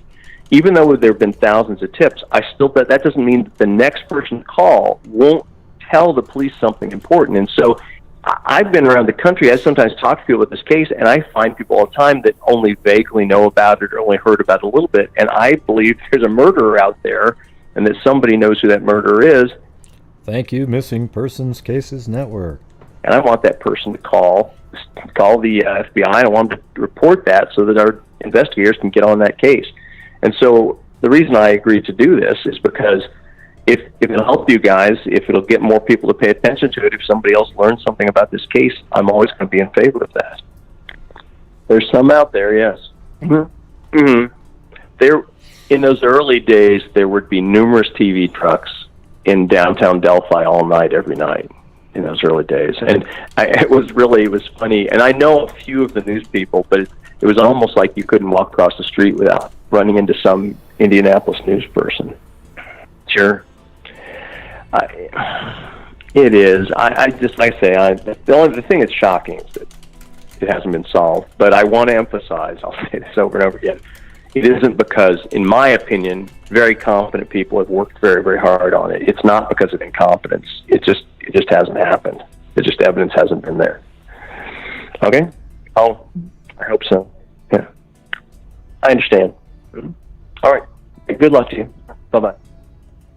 Yeah. Crazy, huh, everybody? So I hope you guys got more out of that interview. Now, if you want to hear the whole thing without me interrupting you, it's actually on my channel. If you just type in Gray Hughes and Ives, it'll pop right up. Okay? But I think that interview was a little bit more comprehensive and deeper than any of the ones that you've heard, because they just want that one really cool soundbite, you know? They don't really care about all the other information that's just as important. I don't know 12 Cut Pizza. No, it's not my full-time job. Okay? I have another job, and I have this job. But I work the same hours at least on both jobs, okay? So the thing is on this job, my goal is to support my channel, but the main goal is for the charities that we do every month. So, for example, on the channel that you're a mod on, they don't donate a damn thing, okay? My channel donated $22,000 last year. We've already done $3,500 this year. And yes, some of your donations goes to supporting my channel, but a huge portion of it goes to the donations, all right? So this month, we've already given $600 just during the month, randomly, when Kelsey came on, to NCMEC, the National Center for Missing and Exploited Children. And then also, we are going to probably giving close to $2,000, if not more, at the end of the month to shore up the DNA fund. And apparently, there's one of the Freak family members is going to match. Like if I donate $1,500, they might match the $1,500, which is pretty cool because that means we'll have that fund up to $6,000. Just boom, and then I'll donate another 500 or so to another charity, maybe RAIN again. And RAIN is a charity that supports violence. It's fights against violence against women. Also tests backlog of rape kits, DNA, that kind of thing. So there you go.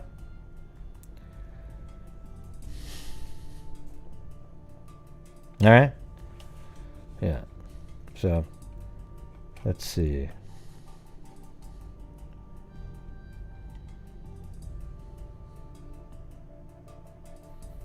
I'm just reading comments now.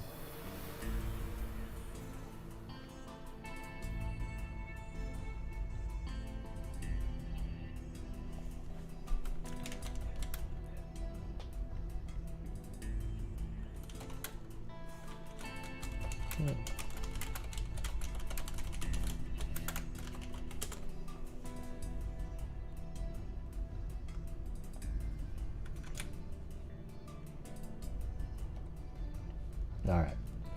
Okay, let me get to got some screenshots here. You know, the thing that we talked about earlier today, I'm not going to bring that up in my channel members only chat that we had. It wasn't just a chat, we had a contest. It's kind of a, the contest that we had was a little bit weird, but what it was, the nursery rhyme, Rockabye Baby, right? So, and then we were talking about that. I was talking about how Rockabye Baby is really a really violent song, and no parent should ever sing that. I would never sing that to my kid if I was a parent. Well, we don't have a winner yet. So then I was saying, what we should do is let's do a Rockabye Baby song. So take the music and apply. Hey, thanks, Claudia Neubauer. Take the Rockabye Baby music and come up with some lyrics about those weird people out there, psychos, that what they do is they'll say something like, if they're having a party and somebody ends up dying at their party, their first instinct is not to call the police or anybody like that. Their first instinct is, oh my God, I got to hide the body. And they start chopping the body up into little parts and scattering around the city because they just didn't want to get in trouble about somebody dying at their house from drugs or something, which I always think is total bullshit anyways. But so that's what they had to write a story about that to Rockabye Baby. All right, so it's pretty morbid, but it was actually pretty funny. And so what I had was Mary Lou sing all the different songs to Rockabye Baby, and then I picked ones that I left out the ones that just didn't work really at all. So we have like 22 left that we have to narrow down. So there you go. Now I'm sure you would, Joe. You're that kind of person.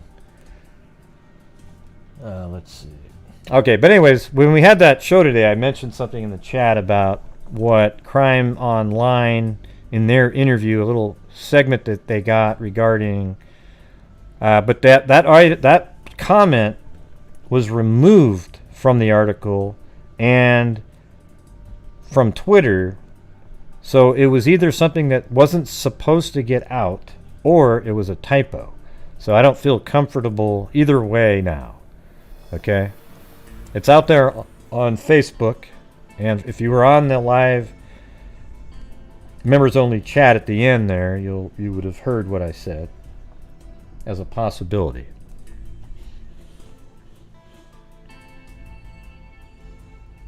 I'm not sure what you're talking about, Be Real Media.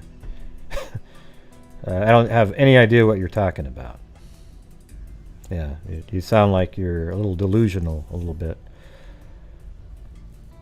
No, I don't think it was because you care. I'm exactly the same as I am on every single show. I'd have no idea what you're talking about. Jesus.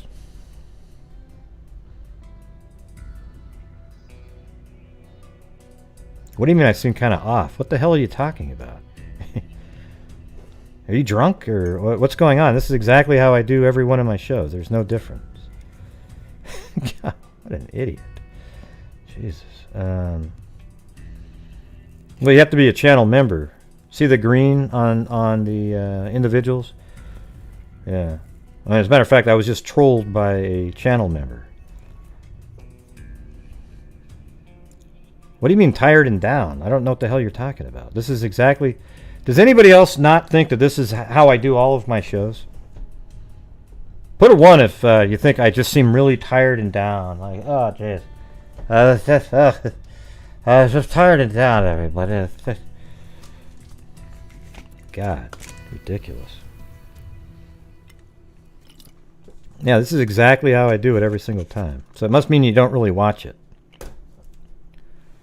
Yeah, well, we'll go ahead and put you on timeout. You can go ahead and, if you don't want to be a member, go ahead, but you sound like a crazy person.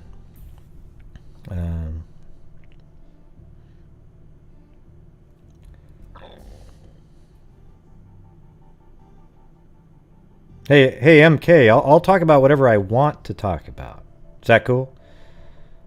Nobody, here's the thing, MK. There isn't a soul out there that cares what you just typed in. You know what I'm saying? Nobody goes, wow, MK, what a great comment. That was so clever and so interesting. Okay? Yeah, nobody cares. So, MK, I'll talk about whatever I feel like talking about at that second. You know what I'm saying? All right, and if you don't like it, go watch something else. Seriously. Yeah. Yeah, you just seem kind of tired and off. You know? Yeah, you know, it made me tired just listening to that comment. Yeah, well, you better, I don't know what you're doing over there, 12 Cut Pizza. It seems like a really strange place to be spending time, okay? You should be ashamed of yourself. Couldn't believe it. I was like, oh my God, that person's actually on my channel. Wow. Embarrassment. Yeah, all right. I get it, MK, but you don't need to throw in your things like that, okay? It just doesn't help. It just keeps creating more issues. Do us up a tune? Yeah. That's alright. God, you just seem kind of tired. Oh. You know, I tell you what, I am tired now. After hearing that, it sort of was a self-fulfilling prophecy. I just got really tired and sleepy.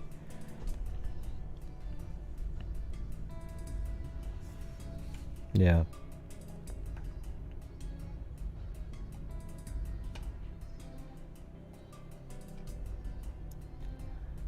Yeah, I'm not really sure what this individual's asking here, but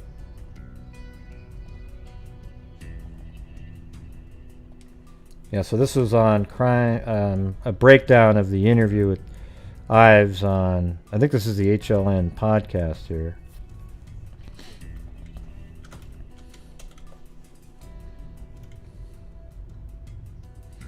Yeah, so maybe this is the interesting paragraph here.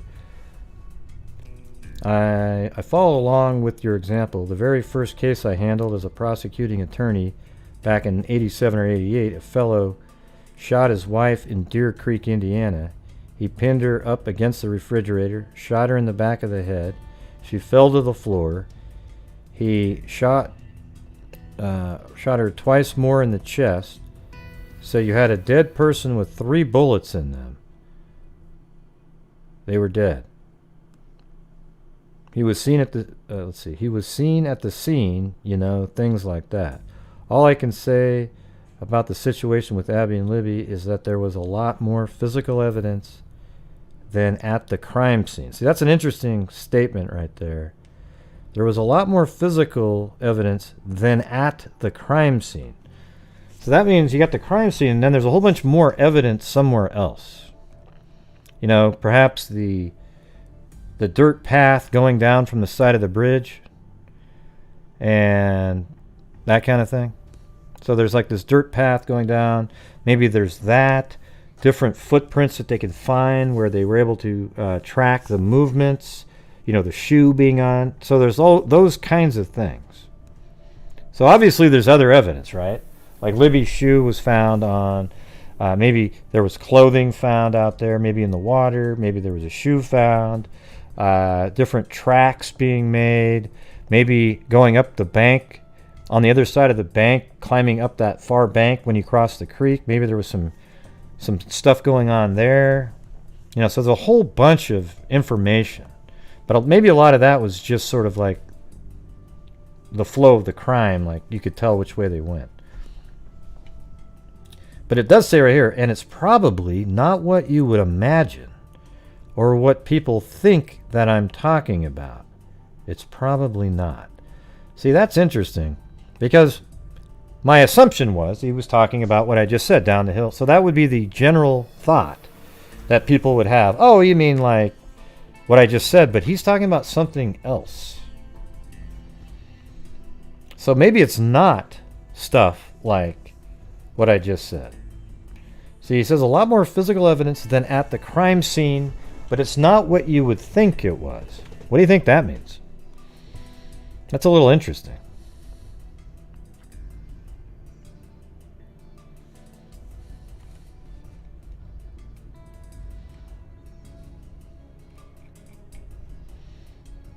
Yeah.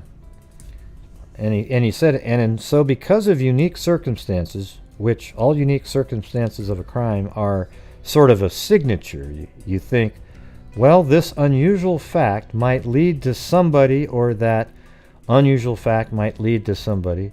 I wish I could tell you, but again, that's up to the state police. Wow, see, that's pretty crazy, that kind of stuff. So what he's saying is that there's physical evidence not at the crime scene that isn't what you would expect he was talking about. And I don't think he's talking about a slide down a hill or a shoe on the other side of the creek. Those do exist, but I think he's talking about something else. All I can say about the situation with Abby and Libby is that there was a lot more physical evidence than at that crime scene. I don't know. I mean, maybe that's not maybe I'd like to hear the actual audio of that if he really said that. I wonder if that's just a typo. I mean, possibly, but it does sound like the next sentence corroborates that, and it's probably not what you would imagine or what people think, because he could have said there was a lot more physical evidence at the crime scene than you would expect, and it's probably not what you would imagine or what people think that I'm talking about. It's probably not. See, I'm kind of wondering if that's what was said.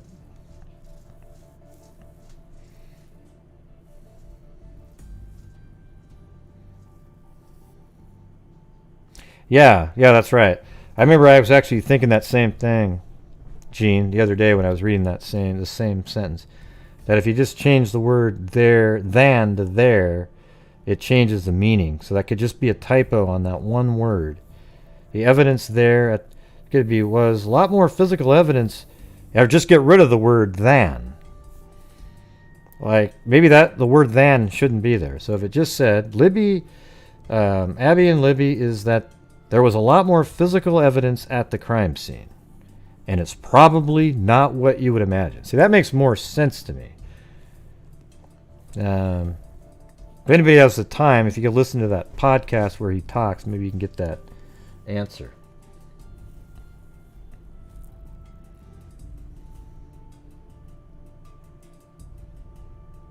Yeah, but why even, put a comment like that in there, Darlene? It's just great. Great. And so because of unique circumstances, which all unique circumstances of a crime are sort of a signature, you think, well, this unusual fact might lead to somebody, or that. So what he's saying is there's unusual circumstances that he thinks if it could get put out into the public, it might make somebody remember something and go, oh yeah, wow, I know this guy, he does this and he does that. And I say that because I can't rap.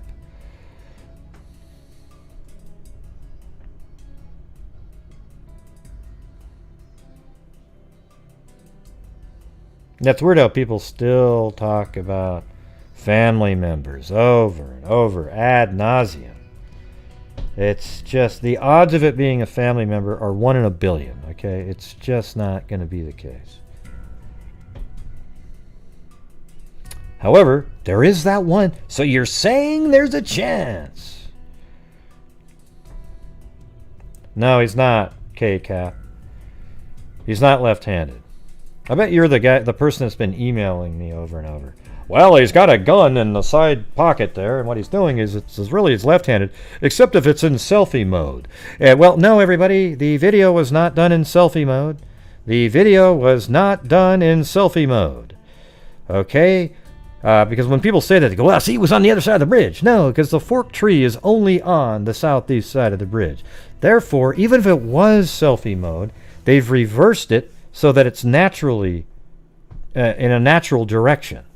Okay, but it wasn't shot in selfie mode. The phone was held down low next to the side of her leg or something like that. Right down there, filming low, kind of clandestinely filming, and then as he got closer, she kind of hid it a little bit and maybe put it into her pants or something. Okay, but it was filming the ground and things like that, feet going by. All right, I never got to see it, but I've heard the explanation. No, he's not definitely left-handed. Okay, that's what a lot of wackos are, the people who say he's definitely left-handed. He might be left-handed miraculously, but it won't be from anything that's gleaned from the photograph or anything like that. That's right. I think he could be. Hey, there you go. Anon got it right. He could be ambidextrous. No, he's not left-handed, K-Cap. You are a delusional person. Now, if he turns out to be left-handed, it won't be because of something that you figured out. No, there's nothing in the photograph that indicates that he's left-handed. Okay, well, let's just get that right through your head right now. There's nothing in the photograph that indicates he's left-handed. You can spend all day trying to say he's left-handed, and if he was left-handed, who cares? Who gives two shits if he's left-handed? It's not going to help solve the case. Well, Gray, it really narrows down the field. The thing is, out there's only 20% of the population's left-handed. Now, if we take that and use the cosine reverse angle of 15.7 and calculate the inverse quadratic equation and combine that with the factors not released by law enforcement in conjunction with 17 or 27 people that I've seen in the recent years, we would think that we could come up with a fact that he's left-handed in a correlation effect that has, forget it, okay? Yeah, you can give that a whirl somewhere else. It's not going to work here. Hey, everybody, he's definitely left-handed. And the reason I'm saying he's definitely left-handed is because I figured out that I think that I've been able to figure out a way to narrow it down to a 10% of the population. That's awesome. So you've narrowed it down to 700 million people. Thank you. All right, let's see. Well, no, but he's not even pretending he's left-handed. He's got his right hand propping something up in his right pocket. His left hand is in his pant jean pocket. Okay? So you tell me how in the hell you can tell from this picture. Here, watch this, watch this. Here we go, everybody. Here we go, here we go. This is his right hand right there. And he's propping something up. And that's his left hand sticking into his jean pocket right there. But of course, he's left-handed, everybody. Oh, yeah, that's right, everybody. He's left-handed. Well, mine was just a guess that it was 20%. Okay, Cat. I don't really give a shit that you think if it's 10. It just doesn't mean anything.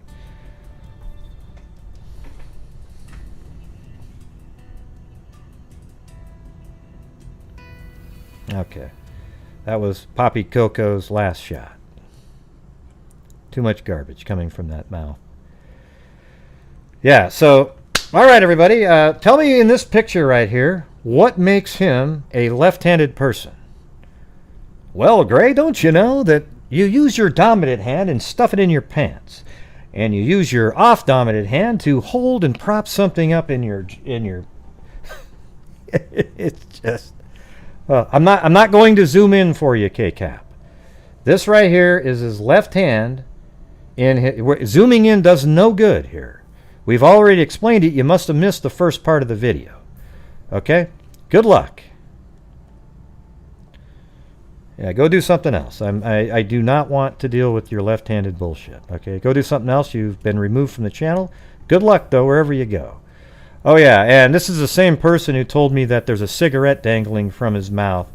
And then they go, well, I do admit I did see that one still frame out there where there was a cigarette dangling. And I go, well, couldn't you tell that was fake? You could actually literally see the ashes at the end of that cigarette that they put on there. I don't know where it is. Yeah, zoom in and I'll tell you how that's... Oh, God. Unbelievable. See, those are the people that waste so much time on social media and YouTube. And sadly, people go, oh, yeah, I think you're onto something. And then they'll spend hours and hours entertaining these people with really just low IQ. You know, it's amazing. It's strange. Yeah, let's see. Some of those photos that are zoomed in. Yeah, yeah. Oh, yeah, they've got pictures out there where you can see a perfect eyeball. And it was done after a lot of just... No, it wasn't. What you did was you pasted an eyeball in there, and you blended it in and said you got that from using enhancing software. Oh, yeah, you remember the oxygen tank, the GoPro camera on the shoulder, the... canoe paddle in the pants. I mean, it just goes on and on. Hey, I think this guy has a canoe under the water. How come? How come? Well, can't you see the canoe paddle in his pants? Look at that. It's squared off right there. That's a canoe paddle. Oh, wait a minute. Where did canoe paddle go now? Wasn't a more experienced. Where's it go? Oh, wait, where's the canoe paddle? Oh, wait, right now the canoe paddle's made out of rubber. It just bent on his knee.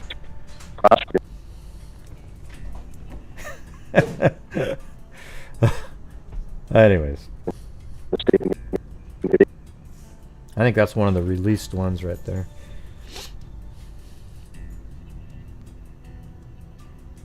Oh, do I have it? I don't know if I have it in slow chat mode or not. I don't know how to do it during the middle of a show either. Let's see. Oh yeah, there it is. Cool. Did it work? Slow. There it is. Slow-mo is on.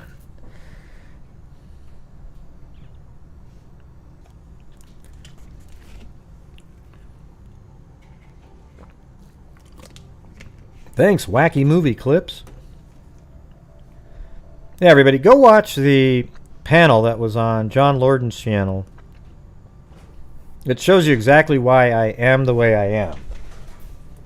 It's just unbelievable the garbage people put out, and they throw people off. If the killer is left-handed, it's not because anything in the video shows you that he's left-handed. It'll just be something that turned out to be true. It'd be like this. Watch this.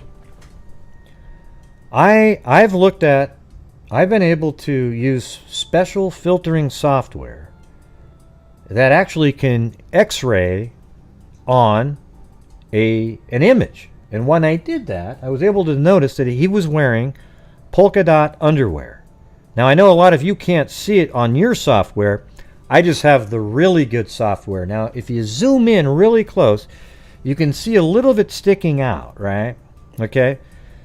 Now, here's the thing. Now, watch this. Watch this. If they finally, when they finally arrest this guy, and they get that information, he goes, oh yeah, I was wearing polka dot underwear.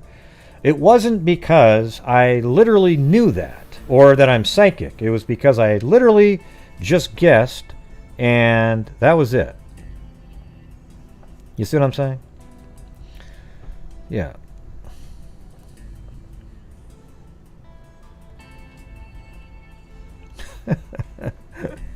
Oh, shit. Every time we talk about Delphi, boy, the trolls come out because they're the people that just wanted it to be true so bad, what they have always believed. Here's the thing, everybody. I think that somebody out there might come up with a crazy theory that turns out to be close to true. Okay? I just don't have time for the endless rabbit holes that people come up with. So I'm just sticking with the known information and trying to put something together reasonably based on that information. That's it. Now, if it's something a little wilder, I have nothing here that tells me what that's going to be. There's a lot of speculation on a lot of these channels out there, and I do speculate, but it's always in a narrow focus around known facts. If you notice, I'm never talking about aliens, Illuminati, or some meth deal going wrong at the bottom of the bridge, and there's a guy swinging from the bottom of the bridge and he flicked himself up in the middle. I don't do that.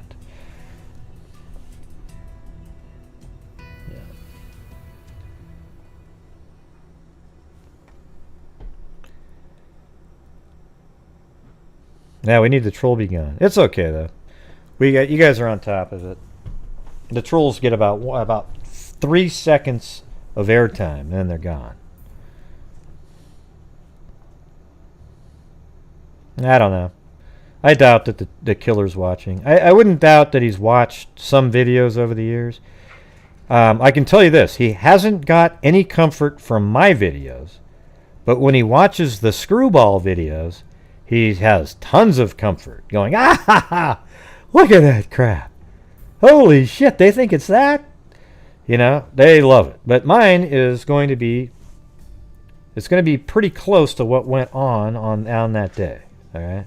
So I'm not providing comfort like a lot of these screwball YouTubers do. Let's see.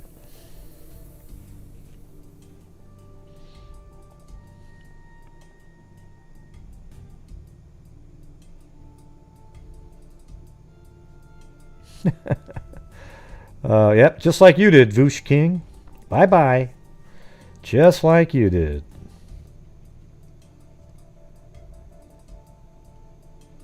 No, I've heard about the... Hey, idiot Voosh King, which you won't be able to respond to this, is I've literally talked about this idiotic left-handed thing for weeks with somebody, and then I just quit. It's just absolutely a ludicrous conversation. Okay? It's absolutely absurd to have a conversation with somebody who wants to pretend that by looking at the photograph that you see right here, that you can tell he's a left-handed person. Zoom in on, God, give me a break. Okay? You can't tell. It's just a fact. Now, it's not a walkie-talkie. Okay? Yeah, it's totally bullshit. There's no walkie-talkie. If he has a walkie-talkie, we don't know it. It's underneath the jacket. So if he does have one, it was another miracle that somebody got. What you can see here in the picture is a blue jacket. This is what we know for sure. He's wearing jeans, a blue jacket, and brown shoes. That's all we know for 100% truth. Okay? Up here, we have either a hat under a hoodie or just a hat by itself with a hoodie sort of bunched up behind it. Down here, this could actually be not a fanny pack, but sort of a tail of a undershirt that's sticking out, because in some of the shots, it's absolutely flat against the jeans. Okay? We know that his left hand is tucked into his left jean pocket because of the height of it. It's actually underneath the blue jacket, and you can't see the fingers. It's tight in there. The right hand is higher than the left hand, so it appears to be propping something up under this bulging area right here. That's what it appears to be doing, propping something up right there. This hand isn't in his jean pocket, which would be right there. Okay, that's all we know. But everything, the thing that I was just saying there is speculation. The only thing that we really know is he's got some, darkish shoes on, jeans, and a blue jacket. That's the only thing that anybody knows for absolute certainty. Okay, everything else is just people speculating. I think it is certain, though, that this left hand is in his left jean pocket. This isn't selfie mode. It's not something you need to flip or anything like that. This is really the shot. This forked tree is from the southeast side, and that's exactly the orientation of it. Right? So everything else is just people wanting to come up with a story, trying to figure it out. And here's the truth, everybody. It doesn't matter at all in a way what this guy's wearing right here. It's just, do you recognize this person when he's walking and the voice? Okay? Everybody in Delphi wears this clothes right here. Every guy. I've seen it. I've told you guys one time I saw a video of a bunch of men walking around by a trail, and there was about 10 guys there. 8 of them had on exactly the same clothing outfit right here. They had jeans on, a blue jacket, and like a hat, and it was just, my God. I mean, so they all look like this, and people are still making the errors out there when they say it was 52 degrees. I think Ives even said that. It was warm, 52 degrees. It was actually 42, 43 degrees out that day. You can go look it up on the historical weather maps. But it was very sunny, so of course when it's very sunny, it feels warmer, and then people associate it with warmer days, which it did. It got really warm the next day, and it got up to in the 60s later in the week, and everybody conflates that together. Because when you're really stressed out and have such horrible events like that, you sort of lose track of time a little bit, and you can conflate things like that.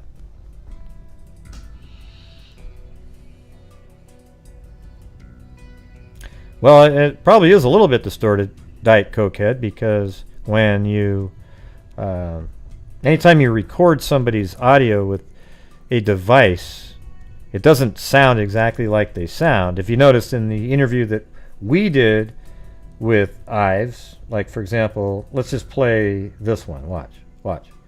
It was involved. That point was never reached. There was never a time where we thought, this is the person, we just don't have enough. It's much more deeper and richer, and then mine, And I do trust him.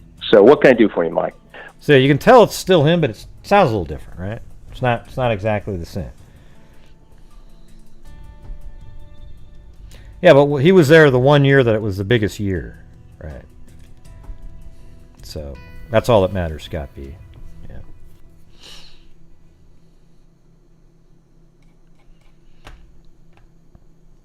Yeah, the first year was a way bigger year. And since then, they've just kind of been, mulling through the same evidence, trying to figure stuff out.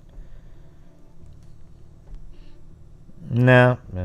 Sometimes, though, people release video and the aspect ratio is wrong, so that they're a little squattier. They did that a lot in the Kanika Jenkins case. So I would always make sure that I got it in the correct aspect ratio so that they looked the way they looked. People would actually literally do it where they would put a video out, and then the next video they'd take it out and squish it out, the aspect ratio, to make them look 50 pounds heavier and say, look, that's a different person. And it's like, dude, I mean, you're so dishonest. It's unbelievable. Just put out the video the way it came out.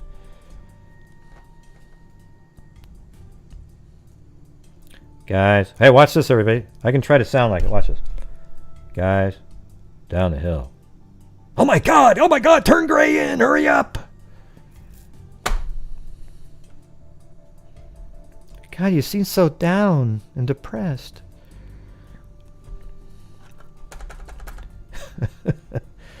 Oh, God. Unreal. Well, while you're here, I'll play some of those old videos. Let's see, what do we got here? And I'm playing old videos, the actual at the scene a month later.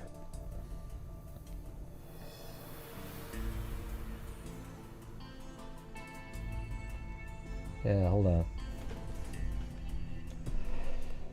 Do-do-do-do.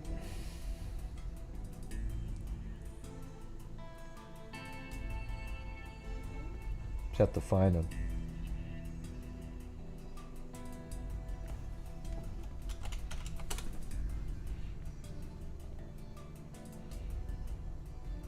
Yeah. So here's some videos.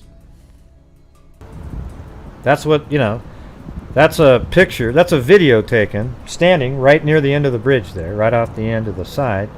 And that's Bonnie. Now, right now, you can see the white module way back there, right? Right about now, she's about ready to walk by it, so the suspect was, I'll show you, about this big in the video. Right about right here.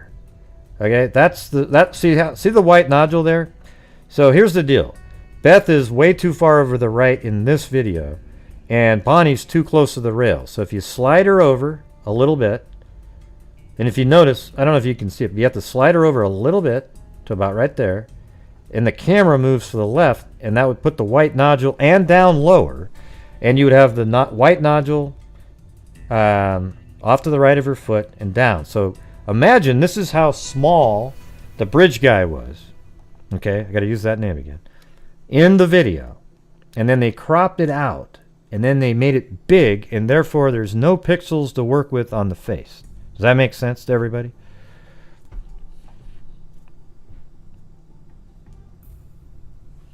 Right. I mean, it's amazing how that's exactly that little dark line that she's about to step on is this line right there. Watch this dark line right there is this line right there. It's kind of small, but you can see it right by your foot. It's not this one up closer here. Well, I mean, the way I could do it where you could see it better would be to hold on.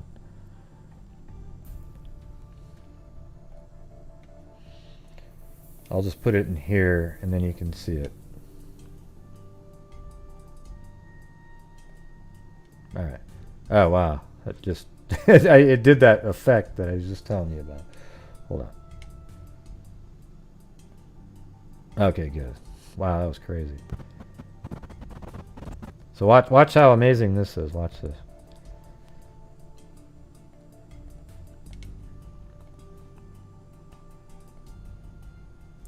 And you can even see it. It even looks the same blurriness. See the white nodule back there? See that? It's right there. And watch this. So she's walking, and it's actually right there is where the suspect is. So I'm going to move it over, slide it over. That's where the suspect is. Okay? But like I said, you got to move the camera about 3 feet to the left, and the suspect is actually standing out here, and the camera down lower too, and then it makes it look like the white is just, you know, almost at foot level. Okay? Watch this. Here we go. Let me get back to let me get to that, and then switch it over to this one.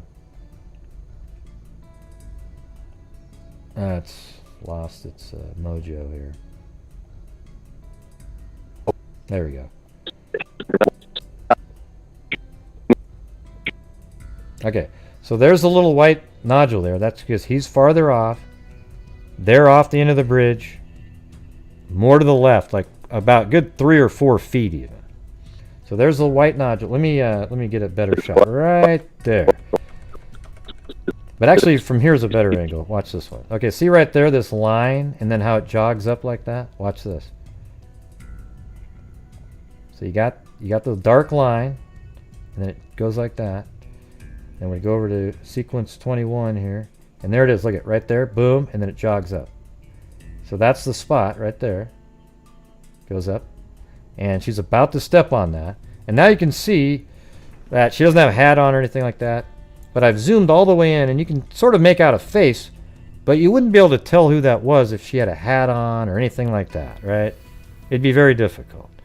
Hey, thanks, CC. Do you understand that? Let's hold on a second. Yeah, we don't do law enforcement blaming here, Mike. Okay, buddy? So when you come back, let us know. Hey, thanks, Susie Heath. All right, so that's one video. And this one right here is a little closer to where you should be. See that? Like, see how that's getting more to the center? Just a little bit more to the left. I'd say about 1.5 foot to the left, and we got the right one. Right there is really good. Like, that is very close. Right there. Very close on that. That shot right there. Okay, let me try that. Hold on. I'll move it into here too. And I'll find that one frame right there. That's a really good one. Oops. There's no person on this. But watch how you can really dial this sucker in right here. So there's the forked tree, the white nodule. And then right there, you have that black dark line, and then it jogs up and then zoom like that, right? So then we move over to this one again. It always takes a second to load this. There's so many files on here, so hold on. A lot of people.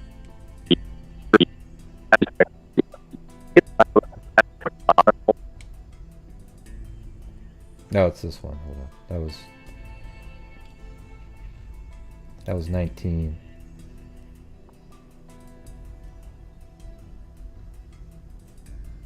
There we go.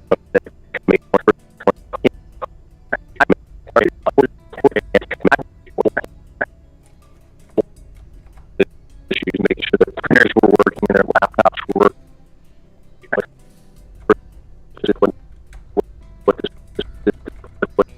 Yeah. Yeah, see right there. Boom, and then up. And that's what we see right here. Right there, and then up, and then these even show up. So all of these dark lines, the darker ones, they all show up in that sequence. See that? Dark, dark, dark. See, there's 1, 2, 3. You go back over to this one. So just look at the 3 main dark ones right there. 1, 2, 3. Okay, look at that, and then go back over to this. 1, 2, 3. 1, 2, 3, and they're even separated exactly the same. I mean, look at that. Just look at that. See, the space between those is shorter than the space between that. And you go over to this one again, and hold on. I'm not sure why it keeps taking so long to kick in over here, but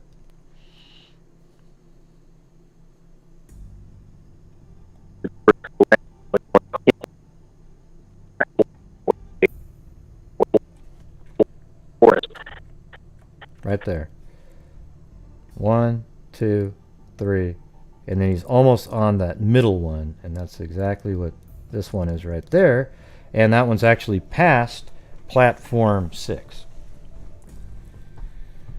All right.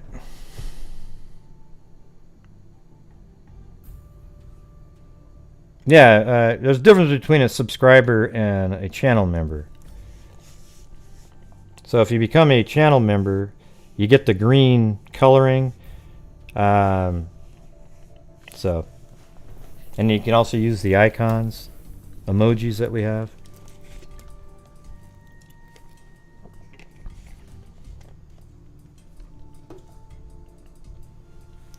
Yeah, why is everybody talking to Holly? You don't need one person to respond.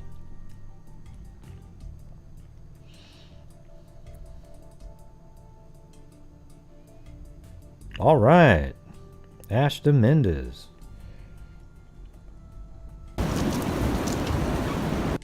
And this is on the north side. I can tell because the river's right there. It's kind of, it's interesting how it does have a similar look, but there's no forked tree on this side.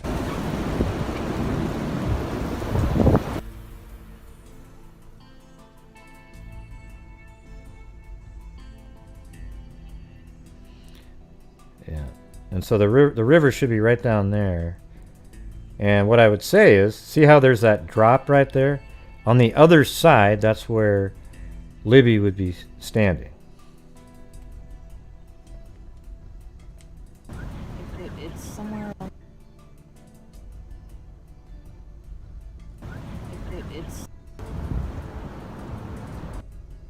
And that's another one where she's walking. Still not in the right spot. I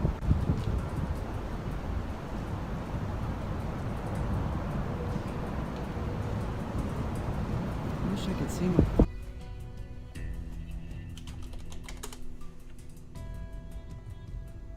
Yeah, Bonnie's got some really high def videos here. Look at these. Not this one. That's the one I use though. She does the whole walk. Watch this. So this is done in March. So watch this. That's where the girls are dropped off. Right there. They take a left. Somewhere down here they were doing something because it took them about a half hour to get to the bridge. And they walk all, I know it's kind of shaky, but walk all the way down the path. And there is the barrier there. That's what people said, that's what a lot of people claimed were people. And then onto the bridge, and boom, there you go. You're starting to walk on the bridge at that point. I think that's the same one. I can't do that one. I think Beth's in that one. I remember that. So here it is again, starting at that bridge right there. And watch, I'll be able to tell you exactly where the first photograph was taken on the bridge. The one that was low. It'll come up here. You'll be able to see the vine right here. I think it's right there. Yep, right here. That's where the first photograph was taken. You can see it. In the photograph that Libby took, there's a vine right there, so that's the exact spot. Then she walked over here, Libby did, got onto platform 3 and filmed back that way. So she steps onto platform 3, turns around, and Abby was standing right there in that shot. Probably it's a little bit more like that, though. That's a better portrayal of that. Let me show you the picture here. Hold on.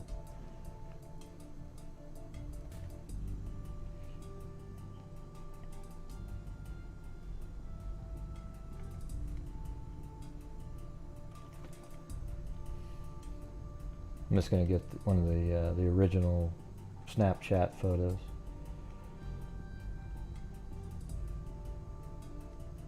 If I can.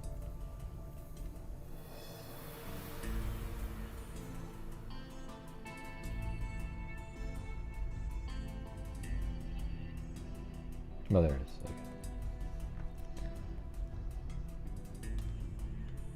Okay. Yeah. So it's a different type of lens, but she's standing on platform 3, and if you look at this part right here, see that little damage right there? That's right there. So that's exactly the same thing as that. And what was cool on the show the other night, if you guys want to check out the one that says working on things, the video is called Working on Things. We were actually able to take the whole a map image, bring it into 3D Studio Max, incorporate a daylight system, selected February 13th, 2017 at 2:07 at time zone -5. Exactly right there in Delphi. And on the bridge that I built, it had the exact shaft. I put a cylinder on the bridge, and it went exactly like that at an angle. I mean, it was really startling, to be honest with you. So that means it really was uploaded right at 2:07. It wasn't some weird time way later or anything like that. Okay. So anyways, so that's it. And then they turn back around and they continue walking across the bridge. These trees right here make up the fork tree that you see. They're just all bunched together in that one photo. This is the platform right here that you see behind the suspect. And I'll go back here. Let me just load one of these up.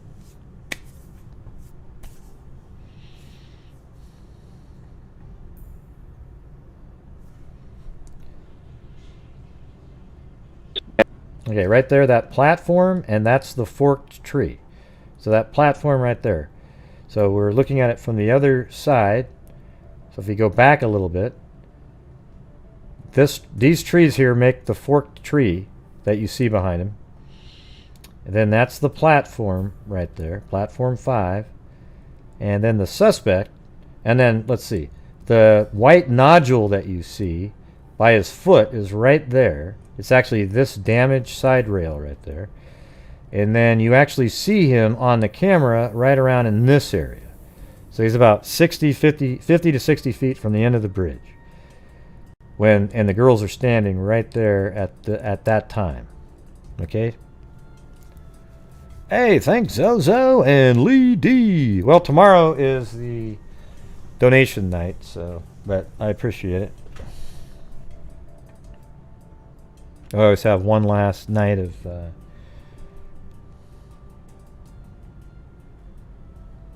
yeah, so there you go. Then he right there steps off and says then he probably turns around right then and says, get down the hill. And that's when they went down the hill.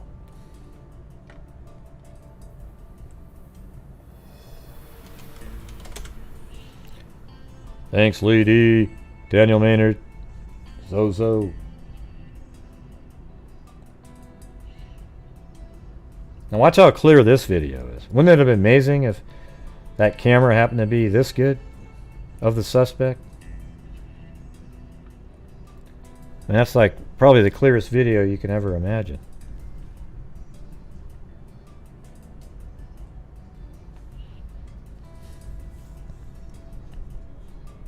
Thank you, Joshua Long.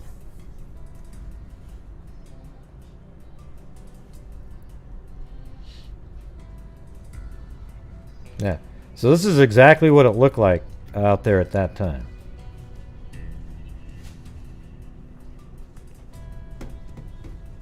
Huh? What is military time in? Oh, Jesus. Oh, boy.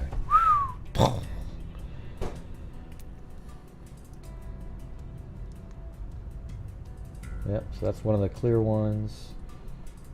This one's also really clear. And this is on the southeast side of the bridge. And it's right near off the end of the bridge. They're standing there. Very clear video. Now watch this. So you can see the white nodule from back here. It's right there.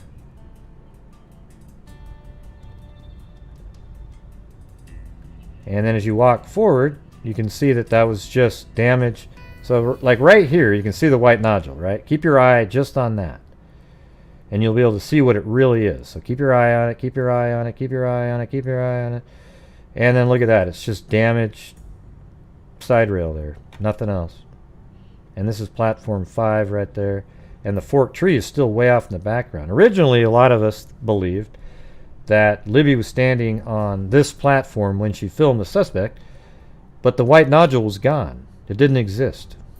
Because it's right there, that means it was way further back.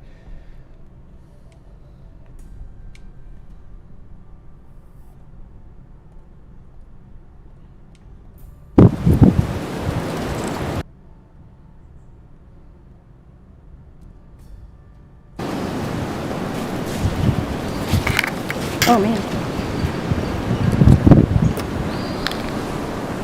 Isn't that cool though? All the freaks went out there to help out. That was awesome. We weren't called the freaks back then though.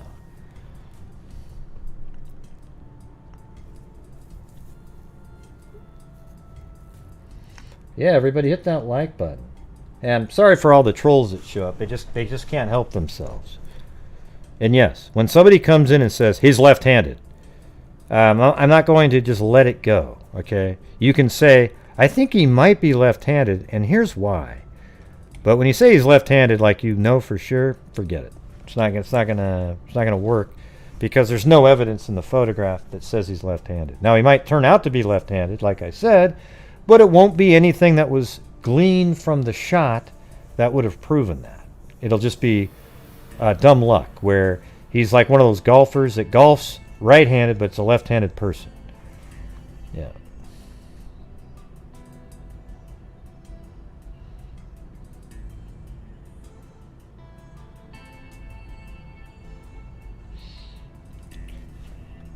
Gosh, Gray, how come you get so many trolls? Yeah, Gray, why do you get so many trolls? That's a good question. I think it's because they don't like the fact that I don't allow the wild speculation. I know it's frustrating. It can be very frustrating. Hey, thanks, Lori Grant. But let's see, what time is it? Oh, it's 10:04. I think it's about time to end the show, but I hope you guys thought the interview with Ives was good, and maybe looking at some of those other comments. We do have some written comments out there. You know, one thing I do think that there might be some movement in terms of what they release to the public at some point soon, because it seems like there's a lot of pressure. Not that they would care that there's pressure, but I think they might be seeing the arguments. In the other scene of the crime, on the Atkins murder, it was interesting because one of the detectives in that one said it in it. He goes, you know what? One thing I have realized is that you're more likely to solve a case if you get the help from the public. And just listen to somebody with experience. They know. Okay, so I know it's kind of neat to keep it to yourself because you want to solve it without somebody's help, but I think if you put out information and see what the public can do, you might be surprised.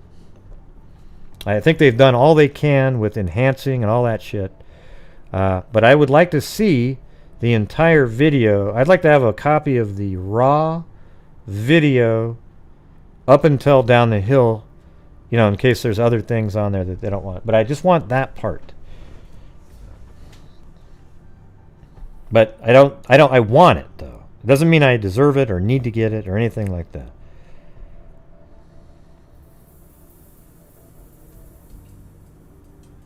I don't want to look at him.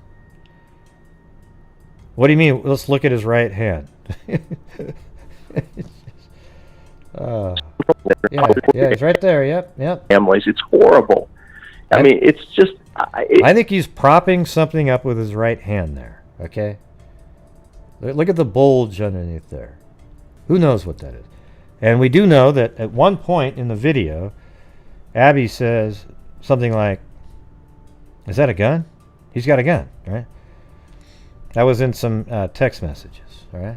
It's far and away, along with the 4 girls of somebody that actually saw it, killed in the fire in Florida. That period of time and those deaths are the worst things that I can ever recall. And I grew up in Carroll County and lived there my whole life. It's just, as crimes, they're just horrifying.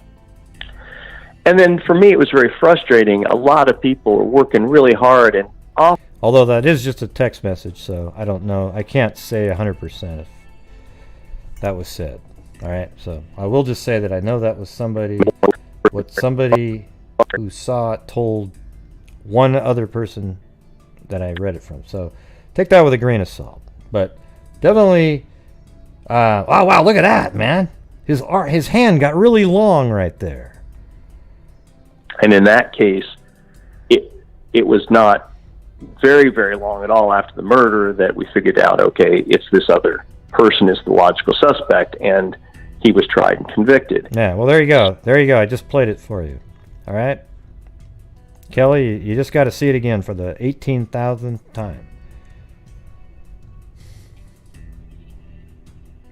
Now, there's nothing in his pants bulging out like a stick, okay? There's nothing in his pant bulging out like a stick. Look, watch this. Right there, his knee is perfectly bent. See that? Absolutely bent perfectly. There's nothing there, right? But then people go forward and they go, look at right there. Look at that. There's a pipe in his legs. Look at, there's a pipe in there. Oh, wait. So the pipe, it was made out of rubber and it bends perfectly with his leg later. Or could it just be that the pants aren't absolutely tight on his leg, and when he's moving his leg, it just made that shape for a second? Could it be that? It just hasn't come up. Yeah. I think it's very valuable because, like I say, it's amazing. I mean, just think through things sometimes. There's nothing over here either. There's no stick sticking out of his leg over here. I saw this person on February 17th. I think he's actually got a bazooka down those pants. We just can't see. And he was walking through the dark, and the sketch artist talks to you and talks you through what this No, what do you mean, yes, could be? Yes, could be what, Hope? What are you talking about? look like. It's amazing how closely they'll come up. I think it's possible that there is some wear and tear on the knee portion of the jeans there. Because there is some shots that I see that just sort of looks like something, you know, which is pretty common in jeans. But I can't even make that out perfectly. Now that one looks like maybe there's that white part when you're really wearing it through them.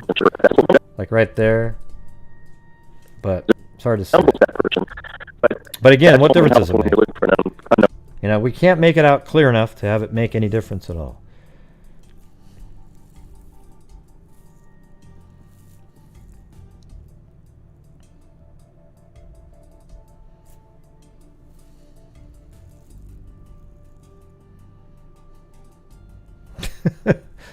Yeah, I've never thought so either, Teresa.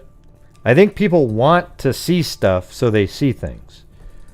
All right, they're not really seeing anything at all. It's just one of those effects that people get. They really want to see something, and some people are trying to find something to lead to something.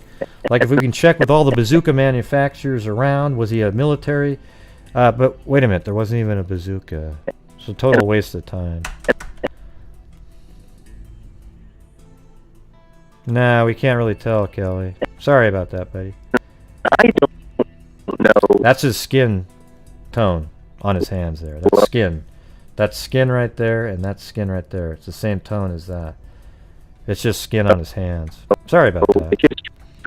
Because remember, they did find some fingerprints. They just haven't been able to match it up yet. The change of the sketches. Sorry about that. But you can make your own channel, Kelly, and tell people he's wearing gloves. I think that'd be great. I'm not going to allow that here, though, because definitely doesn't have gloves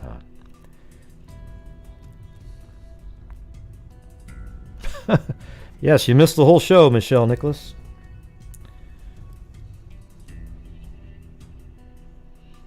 You have classes. I'm not talking about that. Yeah.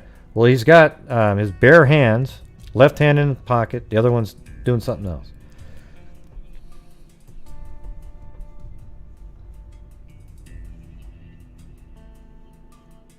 He had gloves on. You can see his right hand stretch out.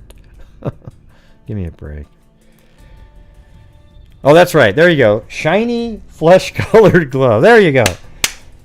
That's right, Dan Carr. You nailed. Hey, Dan. I know you're not a channel member, but today we were reading your.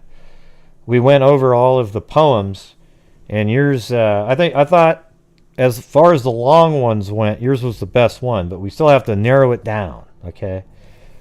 Yours was so. Every single syllable matched up to a note. Okay, it was really good. So the Rockabye Baby long version. There's going to be a winner that wins a hoodie, and then 2 people win mugs. Okay. So there you go. I don't know if you'd ever want a hoodie, but you might end up winning one. No, it was pretty good. It was pretty good. Everyone liked it. There wasn't anybody that thought, "Oh man."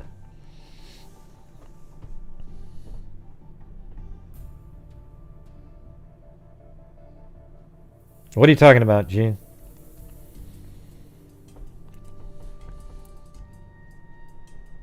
Yeah, no, it was really good. Every single.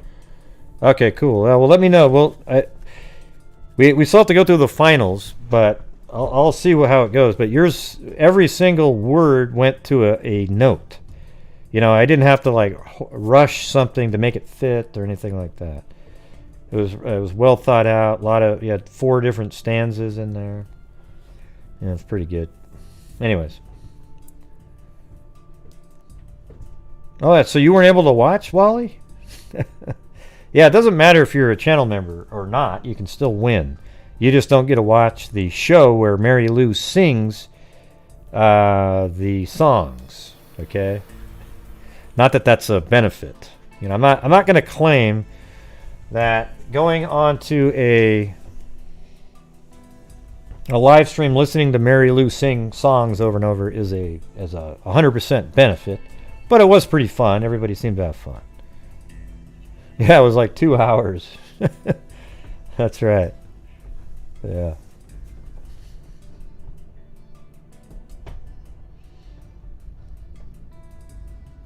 Susanna's was pretty good too, but I had to work on some parts. So you look at, could he possibly be a roofer? I don't know. Yeah, there's a lot of people that aren't afraid to go across the bridge, even when they're not a roofer. See, that's what I'm saying, maybe, Sunshine. It's like when people say, could he possibly be a roofer? Yeah, he could be, yep. He could also be a stockbroker. He could also work at McDonald's. He could work at a 76 station, or perhaps even a Chevron, but I'm not sure about the Chevron, because he might possibly, I don't know, shit. It could be anybody. Him not being afraid of heights is irrelevant. Really. I mean, it's some people just don't care. Beth, for example, she went out there, walked right across it. Bonnie walked right across it. There's lots of people that go out there and just walk right across. I'm not going to do it again, Susanna. Yeah, you've had your shots. You don't get to have special editions. I fixed it again. Oh, come on. What you should have done was just keep fixing the one that was in the community chat until today. Yeah. Could he be a skydiver? Oh, yeah. Could he be a pest control worker? Yep, he could be one of those. Could he be a fly fisherman? Yep, he sure could. Could he be a bass fisherman? Oh, more than likely. Oh, yes, he's got a few bass in his day. There's a lot of those kinds of things. We can spend hours and hours doing that. Yep, that's what we said. Everybody dresses like that guy. Well, yeah, could he be a professional clown on a day off? Very possible. Very possible.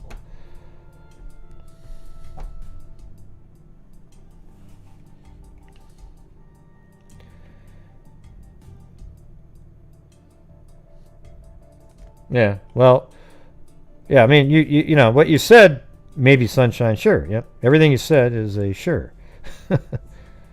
It could be tons of things. We don't know what that is.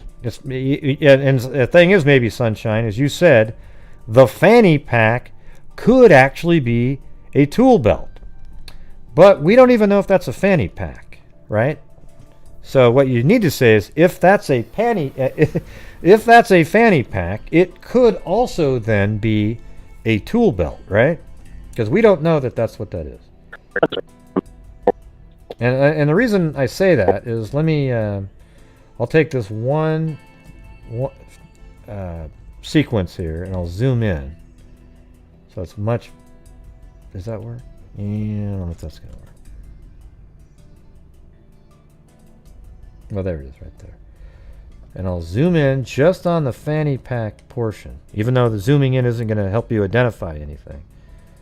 It doesn't look like I can do it. I don't want to mess it up.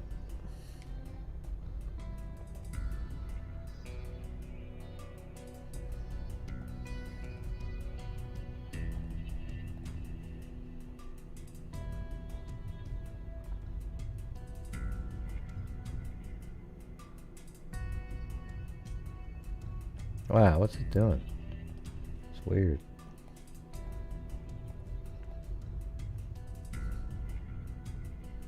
Man, it's like not really catching up to itself. Anyways, when you zoom in, there's times where that, quote, fanny pack goes flat onto the leg.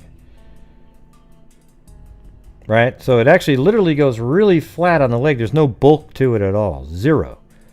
So if it was a fanny pack, it would stick out quite a bit the whole time, you know, because those are kind of have rigid. A pouch wouldn't.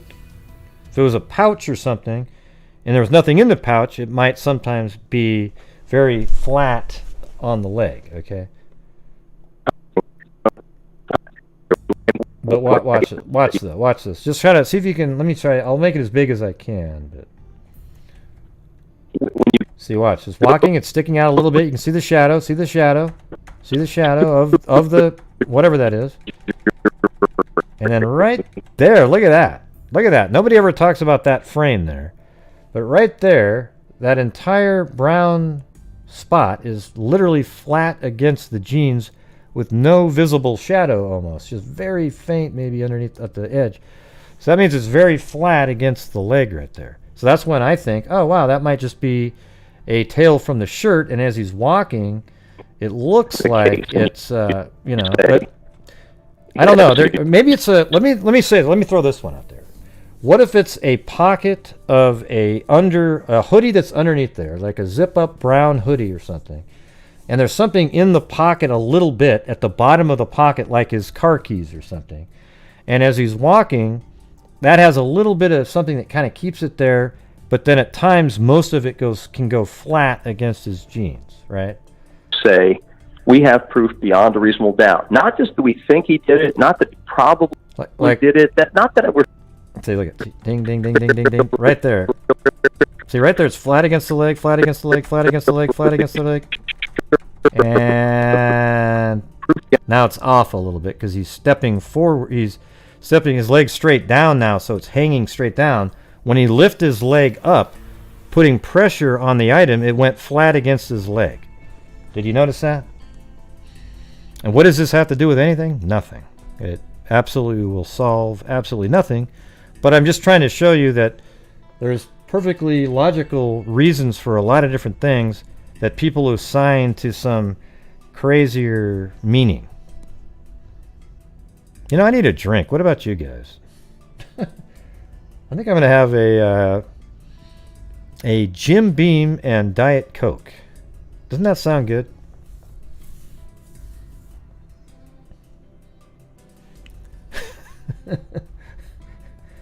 Look at, and here's the thing. I don't even want a drink.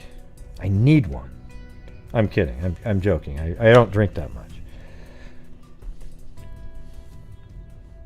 Well, I only have Diet Coke, so that's why that's what it would have to be. Tastes the same. Oh yeah, look at that. There's Jennifer with the scream.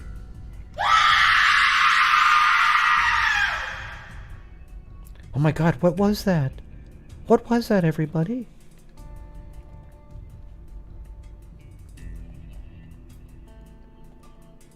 Like, oh my God.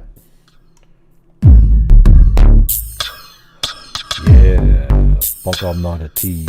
I'm not a skeezer. Most definitely. Can't even do that part.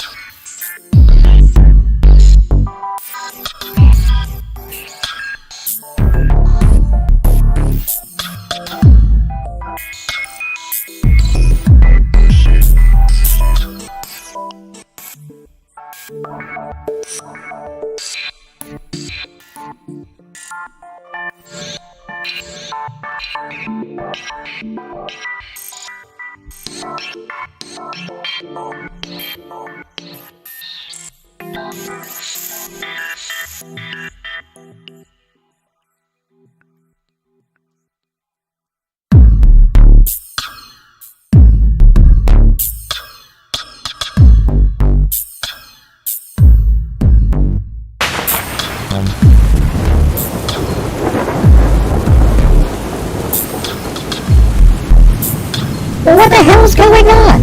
What the hell's going on? Walk another speed, can I have this stuff? And up the radio and up the stuff.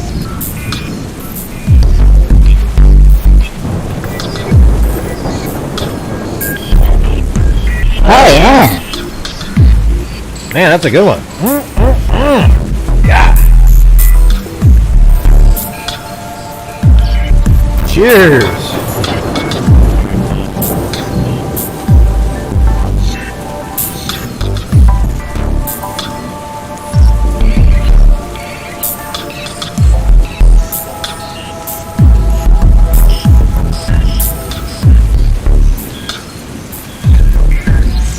Thank you. Danette. Oh, look at that. You guys are doing the Dadio Caspian Horses rock emojis. Every time those come up, I always think of her.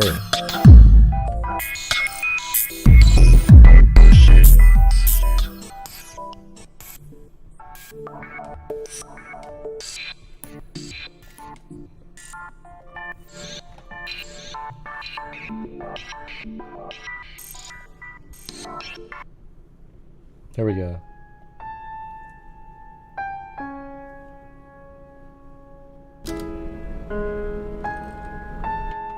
Yeah. Hello. Yeah. It was a cold night. Back in I don't know.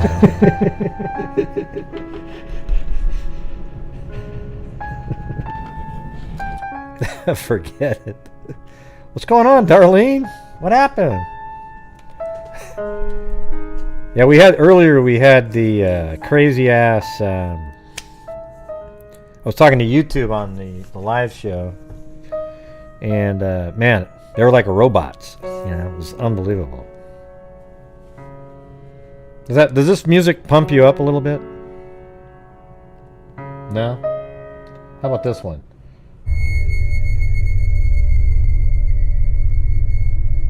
Anything in that?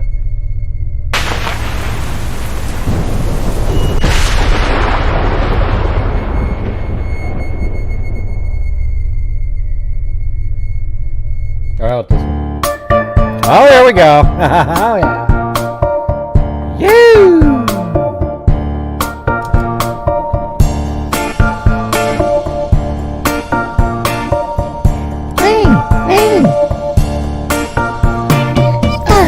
Collaborate and listen. I said back with this brand new invention. Something that'll holding me tightly, flows like a harpoon daily and nightly. Will it ever stop, yo? I don't know. Turn off the light. I'll glow to the extreme. I rock the mic like a vandal. Light up the stage and like the chump like a candle. Dance, cause the speakers up boom, killing your brain like a poisonous mushroom. Deadly, when I play a dope melody. Anything less than the best of the felony. Love it or leave it, better gain weight. Better hit bulls that a kid don't play. If it was a problem, yo, I'll solve it. Check out the hook when my DJ revolves it. Ding, ding, ding, ding, ding, ding. Ding, ding, ding, ding, ding, ding, ding.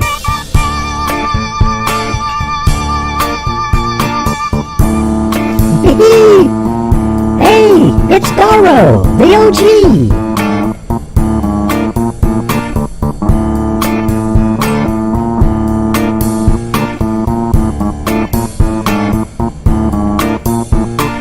Now that the party is jumping, with the bass kicked in and the Vegas are pumping, quick to the point, cause the point no faking, cooking MCs like a pound of bacon, burning them, ain't quick and nimble. I go crazy when I hear the cymbal with a hi-hat, with a souped up tempo. I'm on a roll, time to go solo, rolling in my 5.0 with my rag top down so my hair can blow. The girl is on standby, waiting to say hi. Did she stop? No, just go. Drop on, touch signal to the next stop. I'm off the left, I'm headed to the next block. Top like a lid, y'all. Second to A1A. Detroit Avenue, girls were hot, wearing less than bikinis. Rock them over, driving Lamborghinis. Jealous? Cause I'm out getting mine. She was a gauge and vanilla was a 9. Gunshot ranged out like a bell. I grab a 9 up a hood with shells falling on the concrete real fast. Jump in my car, slammed on the gas. Bumper to bumper, the avenue's packed. Trying to get away from the jacker's jack. Police wanna see, you know what I mean? But that's enough, confronted by the dope fiends. If there was a problem, yo, I'll solve it. Check out the hook when my DJ revolves it.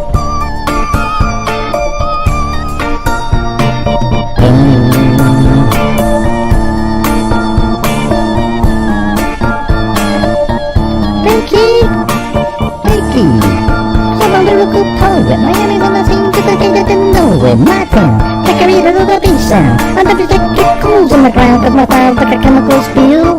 These are round to the legion and feel. Conducted and formed, it's just a hell of a concept. You make a hype, then you want us to printers. Shape plays in a phase, slice like a ninja, so far. What did you just say? Damn, with a bunch of a drug, got sell it by the gram. I keep my composure when I'm trying to get loose, like a pass by the mic while I kick my juice. If there was a problem, yo, I'll solve it. Check out the hook when my DJ revolves it.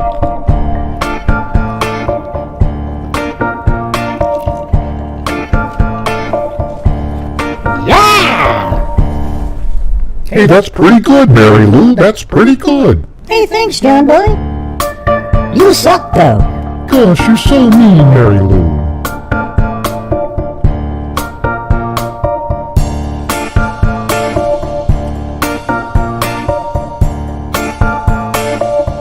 I don't think I know Push It. I know it, though. I've heard it a 1,000 times, though.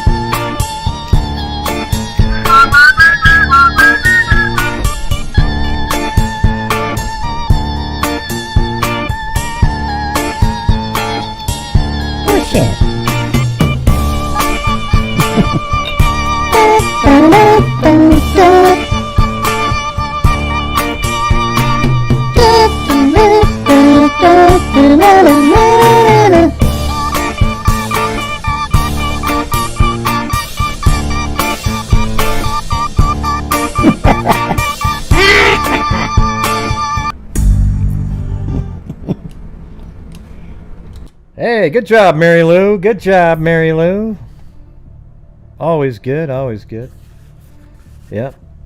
And see, I don't even need to have a drink to do that anymore. You know, the first time I did karaoke, I had to have a drink.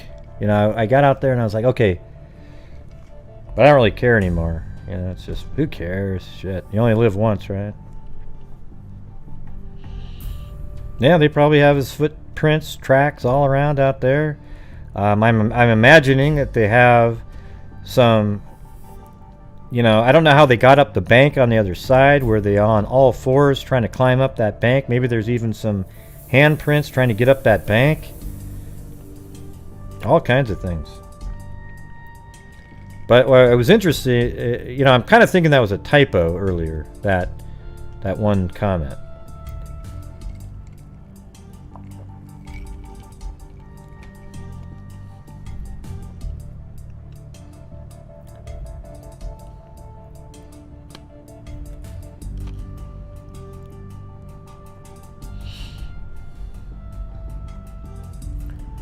Oh, really? So he thinks we're crazy? What for? Tell him, hey, it's you know, we do a lot of serious stuff in there, but then there's moments where we're just laughing, having a good time, because if he sat there and we're just stressed out, we're never laughing about the cases though. You know, we cover lots of cases. And if you missed last night's show, you should go watch it. It's on Schnee Oberholzer. And there might be some breaking news in that case this next week. It's a case that we've covered on this channel for 2 years now, at least. So you should check it out. Alright, cool. Awesome. That's good, Rita. You should become a channel member. Get the little green badge and the emojis and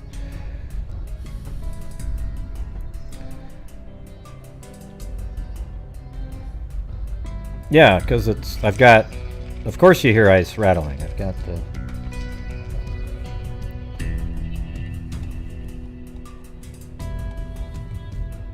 oh, thanks CC up there again with the lemon. I think he's between 5'6" and 5'9". That's my guess. He looks to me like, and just looking at the image there, he looks like he's a little bit shorter, squattier kind of. Beyond reasonable doubt. You have got to bring everything you've got. He seems like he has a longer upper torso than leg. Like he doesn't have really long legs for his body or anything. Just because I believe it or you believe it, you have to know that 12 people who are not familiar with law enforcement, not familiar with crime scenes, and who are instructed that they're to assume that defendant... Yeah, maybe 5'8", Anon. Yeah, maybe. Yeah.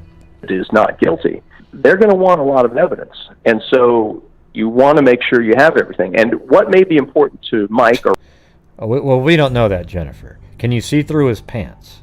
Or Rob, to juror number 11, some other fact might be the really important fact to them. What people think is relevant has often surprised me. And so you shouldn't assume that, oh, well, A plus B equals C. They might want to know a few more things. I'll play this again for you. Here, I'll start back here. Here we go. What can I do for you? I've got the time, sure. No, I'm happy to talk about it. I'm in favor of publicity for it any time. As I told Gray, I have a lot of respect for Gray. He got involved creating videos way at the beginning, and I was very impressed with the work he did.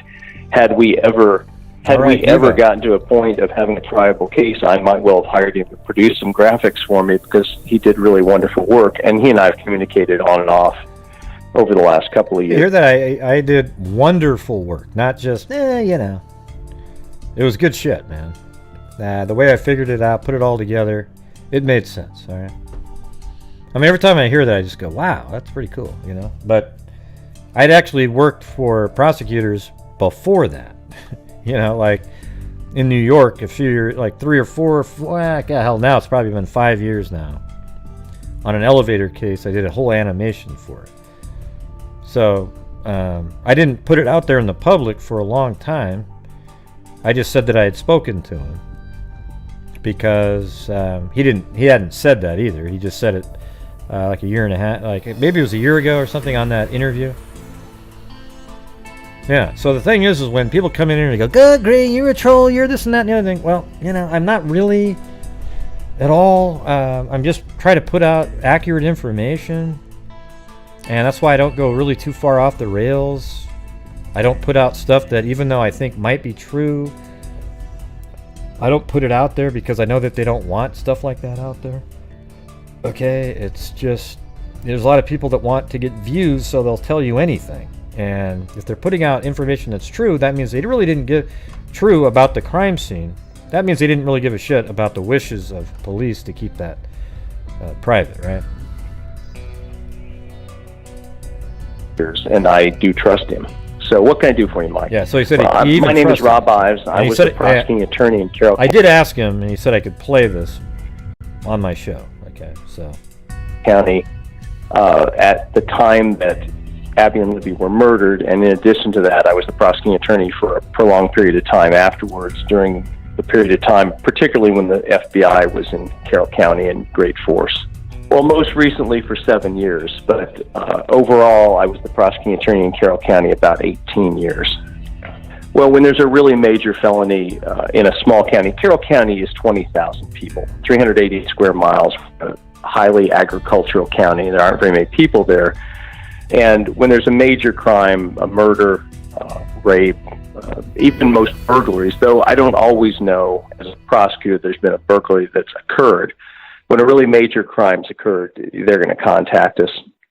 And while I am not involved in the crime scene, forensic work, and so on, I was out on the day the bodies were discovered.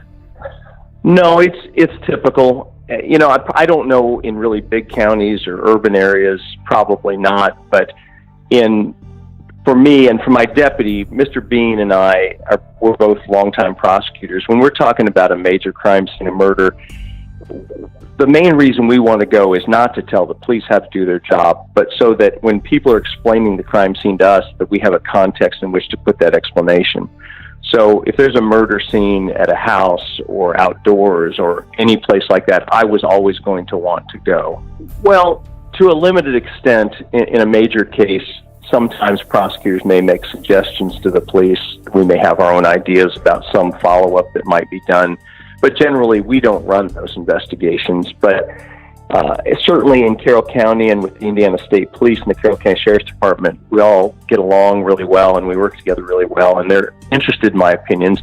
But more importantly, as cases go on, subpoenas need to be issued and search warrants need to be issued. And so I need to be familiar with the facts because I produce all that. Or when I was the prosecuting attorney, I produced all that material. And thus, the more I know about the case, the easier it is for me to understand what it is they want to do and why they can do it. And sometimes, as a prosecutor, you got to say, no, we just don't have enough to get that. we need to get more, or alternatively, the police sometimes convince us, no, we've got this and this and this, and sometimes, we become convinced they're correct. We don't want to be going to a judge asking for investigative materials, search warrants or subpoenas or similar things without having a proper foundation for that.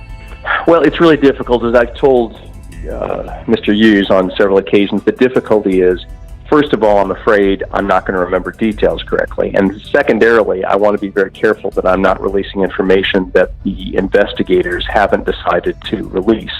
There are good reasons why information's not released. Sometimes the police want to know things that suspects don't know. And in addition, they want to know things that if a person tries to make a confession for publicity purposes, as you know, no doubt, sometimes people confess to things they didn't do.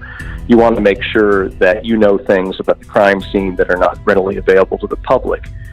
And thus, I have to be really careful. I can tell you, I do recall when the girls were reported missing, because it's not unusual for teenagers to be missing for a period of, an hours or a day, because they've run off, they've run off to Canada. I actually had 2 young people run off to Canada one time. And generally you think, oh, well, they'll turn up tomorrow, they'll turn up the day after. And the next day it was shocking when... Well, anyways, I already told you guys that you can actually go listen to this whole thing on another video that I have. Just type in Gray Hughes and Ives. So now you'll probably get this one. But then there was another one that I put out the entire interview by itself without me talking or anything. And there's no music in the background. It's just the whole thing. So you can listen to it. He's very insightful about a lot of things. It explains to you why they can't really enhance it as well as you'd like them to. It wasn't shot in 8K or 4K or 1080p even probably. It was probably 720 and from a distance. And when you do that, there's probably only about 50 pixels that make up the face. So when people say, look, there's a zit. Well, a zit on a face would be probably the size of about 1/8 of a pixel, right? So that means you can't see a zit. It just isn't going to show up. And who would want to see a zit anyways? You know what I'm saying?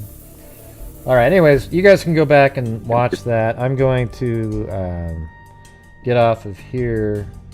We'll do the normal end of the show stuff.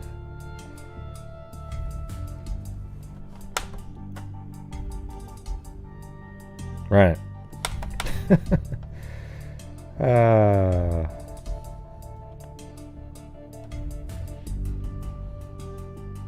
Well, the thing is, they have DNA and fingerprints, but they don't know really who they're from, right? Like, here's what they have. I think they have DNA, I don't know what quality it is, that doesn't match the girls or any of the people that they've tested, but still cannot be sure that it is from the killer, because there could be touch DNA from all kinds of different circumstances and out there, and they don't have that DNA. So that's where the problem is. That could be the issue that they're having. Now, a fingerprint, though, hopefully they got fingerprints off of something that they know that the person might have touched.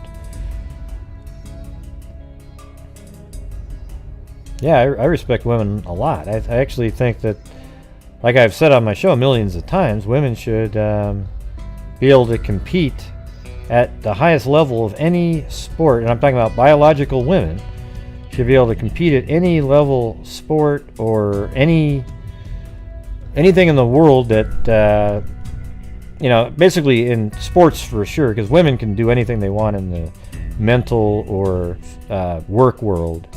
But I'm talking about in sports, they should be able to compete with any men if they have the ability to.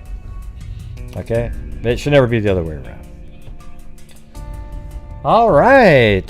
Thank you, everybody. I appreciate you showing up. Thank you for your support. Thank you for the... we'll be doing... Tomorrow night's the 28th. This is I think this month only has 28 days, right? It's not the 29 one. once every 4 years. Hey, thanks, DSK1317. That's one only has 28 days. Right, so here, hold on, let me do this.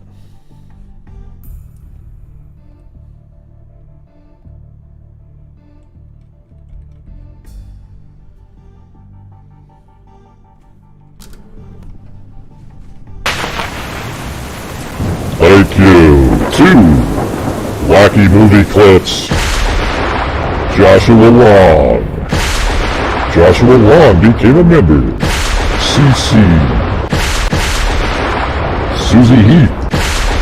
Rita Schaefer. Sozo. Lee D. Daniel Maynard.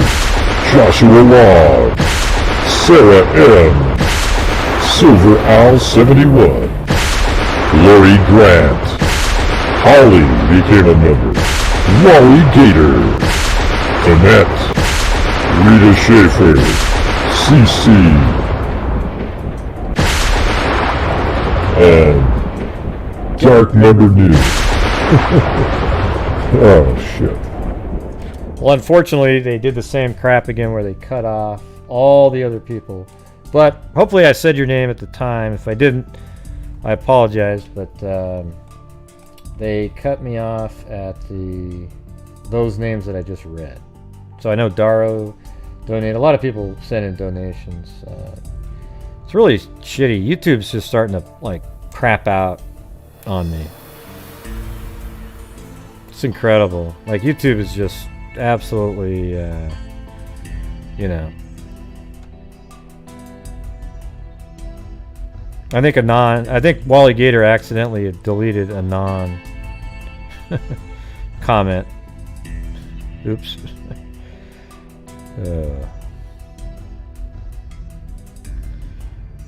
Let's see.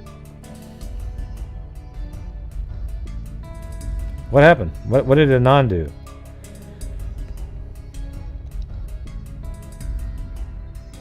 Oh, I see. Talking about the mods. Like where ID question ever. Anyways, I can't find the rest of the donations or anything, but I appreciate everybody. I'm not sure what happened, why they're not on the screen anymore. I think I only got the last 20 or something. Let's see what happens if I refresh it. Hey, thanks, Tara.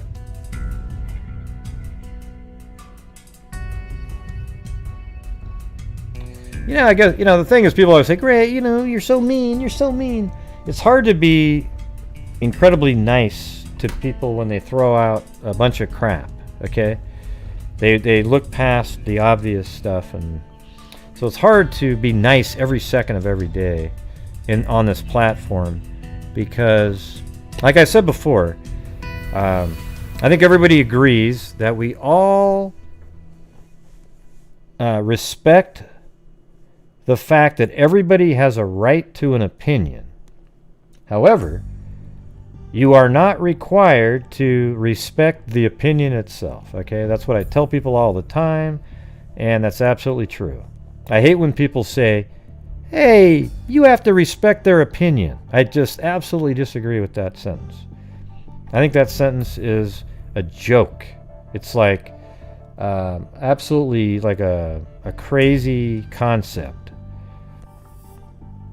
So the truth is yes, we all believe in the right for everybody to have an opinion, the freedom of speech.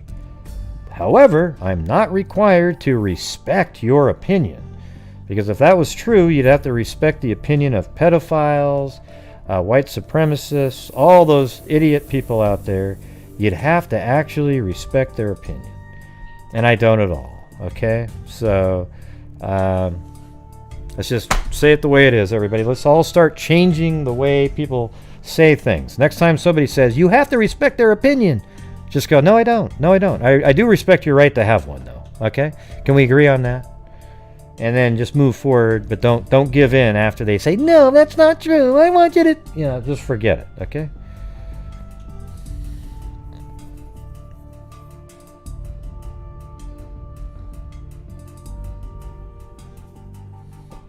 Huh? I don't even know what you guys are talking about now. I'm on to something totally different. So, alright everybody. Thank you very much. I'll play the music for you guys here in a minute, but make sure that you are washing your hands, maintaining your social distancing, and thanks everybody for that became members tonight. I appreciate it. Make sure you wash your hands, maintain your social distancing, and wear a mask whenever you're out in public. If I see you wearing a mask alone at home, you've got a problem. All right. But if you're out in the world around other people until we all get vaccinated, or at least enough where the virus just kind of goes away, I want to let everybody know the virus isn't fake. It's a real thing. It actually is out there. Okay, it's not a fake thing. We know that it's very transmittable, and the reason we really know this for sure is because so many people have been washing their hands, wearing their mask, that the flu this year became almost non-existent. They can't even talk about any cases that are out there. Okay, so that's what I'm saying. There are no cases of the flu, but the coronavirus is still able to be transmitted out there because it's so freaking transmittable, even during a time where the masking, social distancing, and washing your hands destroyed the flu. But the coronavirus is still spread around. The mask helps a lot. Okay? So, just make sure if you're not scared of the vaccine, make sure you take it the second you can get it. I mean, run to the pharmacist, grab the shot. He's fiddling around with it, doing the bullshit where they try to squirt. Just grab it out of his hand and jam it into your arm as quick as possible. All right? Thank you. Thank you very much. And you know what? Now I'm a No, wait. I'm not a conspiracy theorist. Because I said that, I'm now just full of crap. I don't know anything. I can't believe you think that the shot works.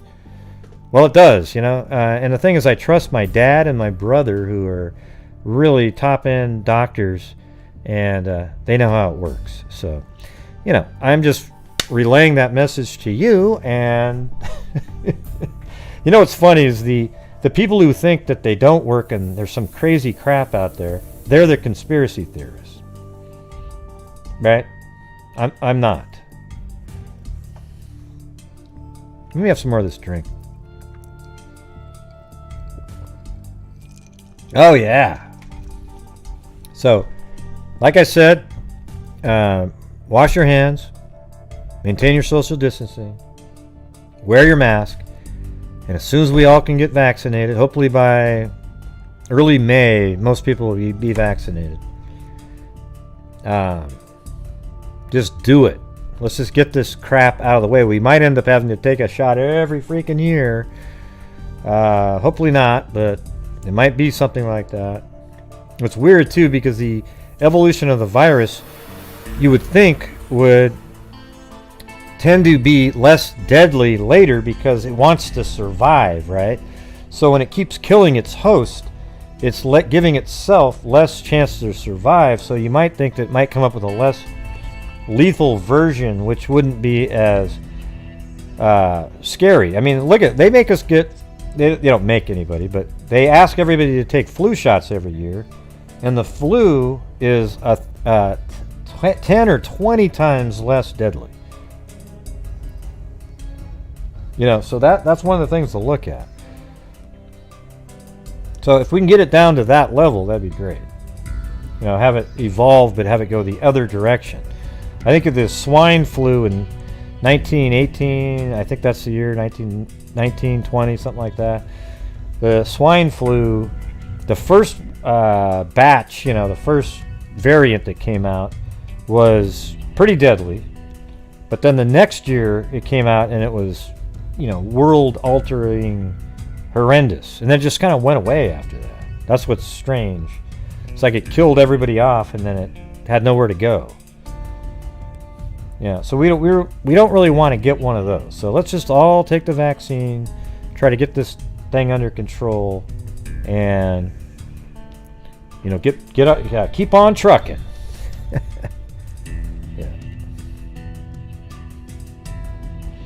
Yeah, you get the well. The thing is, the way it works with Pfizer and Moderna, you get one shot, and then 3-4 weeks later, you can get the booster. The first shot, however, is 80% effective, which I think they should have given to everybody first, then work on getting the second one. Okay, if it's 80% effective, it's pretty freaking great. So they should have given the first shot to everybody, then work on getting the second one. However, Pfizer, Moderna, they're both cold storage. I think it was Moderna needs really cold storage. Pfizer is a little bit less. But anyways, you get the first shot, then 4 weeks later you get the second to get you up to 95% with almost zero severe coronavirus effects on the people that have had those. Then they've just approved the Johnson & Johnson shot that is, I believe, 70% effective, up to maybe 80, and they've had no severe coronavirus effects with even that one. So that shot works. It just means you might get it at a 30%, you know, it's 70%. It's 70% chance of protecting you. However, there's almost zero that you would get the severe coronavirus effects, you know, where you get the cytokine storm, all that shit. So that's amazing, right? So it means you might catch it, but you'll have enough protection where it's fighting it off to a level where you won't get the severe effects. All right? Okay, so everything I just told you was accurate.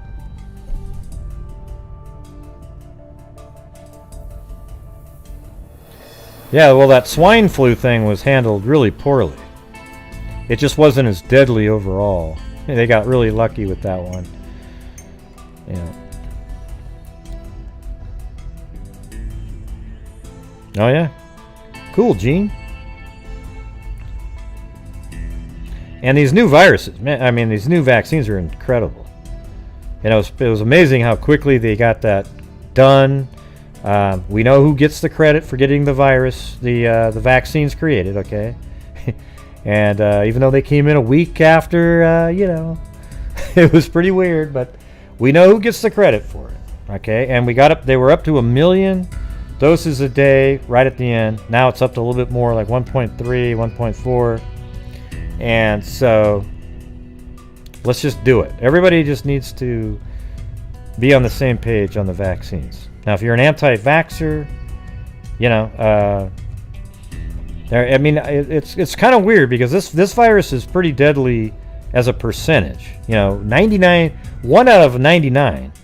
Would you take a bet like that? If you could win $1 million and somebody said, okay, there's 1 in 100 chance that I have a bullet in this gun and I'm going to shoot it.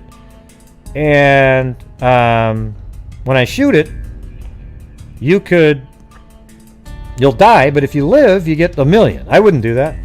1 in 100? Are you kidding me? So that's the percentage of... Hey, thanks, N.O. Twice. Yeah, okay. Cool. All right, awesome. Right, so, I mean, would there anybody out there go, yes, I'd take that chance? I mean, I guess if you were really down and out, like somebody that just was struggling, you might say, okay, I'll do it. It's just 1 in 100, right? But that's the percentage of people that die from the coronavirus. It's pretty crazy. The flu is like 1 in, you know, thousands. It's not even close to that.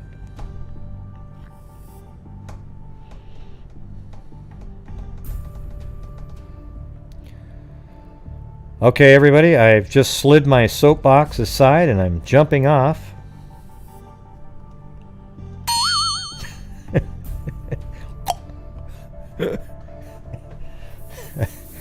But anyways, thank you guys for showing up to the show tonight. We will see you guys tomorrow. And see, I always make Jen H laugh. I always like that part. But anyways, I appreciate everybody, and we will see you guys tomorrow. So thank you very much. And as I always say, everybody, until next time, be safe out there. Yeah, I've been doing this true crime thing for quite a while now. And during this whole time, I have not seen one person that is a crime dissector. The projector. I'm a certified human lie detector. Gonna get ya On a stretcher, if you frame to me like an old projector. Crime sector. is my nectar. Professor Gregor's gonna give another lecture. Crime collector, free connector. And I'm always gonna be a protector. Fool deflector, interceptor. Parameter that I specter With a vector on his specter. With all respect, y'all. Just remember, I've attempted to fucking check ya. Thanks, Mary Poppins. I'll let Ray know. I'm no pretender, and I'll serve it to you straight without the blender. And in the end, I'm gonna send ya on a mission to reveal the true offender. No, it doesn't. It doesn't, Maureen. It doesn't cause long-term illness. All right. What the heck? What are you talking about, Maureen? The vaccine doesn't cause long-term illness. Unless you're saying it stops the long-term illness. Okay, great. Okay, great. Well, let's get the music rolling here before I go apoplectic, as my mom would say.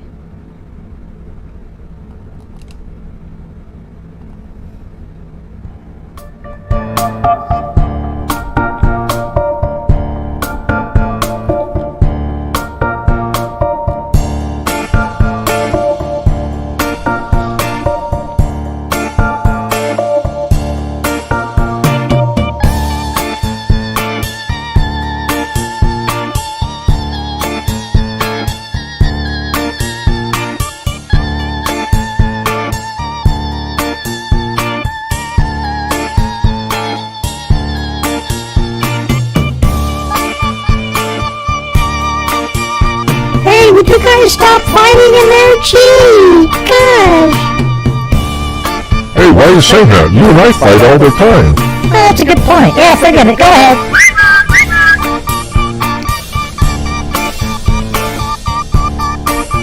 We're fighting in the chat there. Please, everybody. Please. Thanks, Gray. I really appreciate it. Oh boy, what a maroon.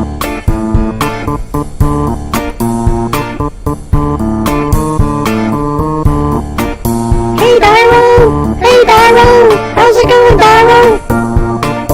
It's Daro, not Dyro. What the hell are you saying, Mary Lou? Well, I was saying Dyro. That's just the way I say it. I say Dyro. Dyro. Oh, I see. Wow, you gotta change the way you say stuff. Wow.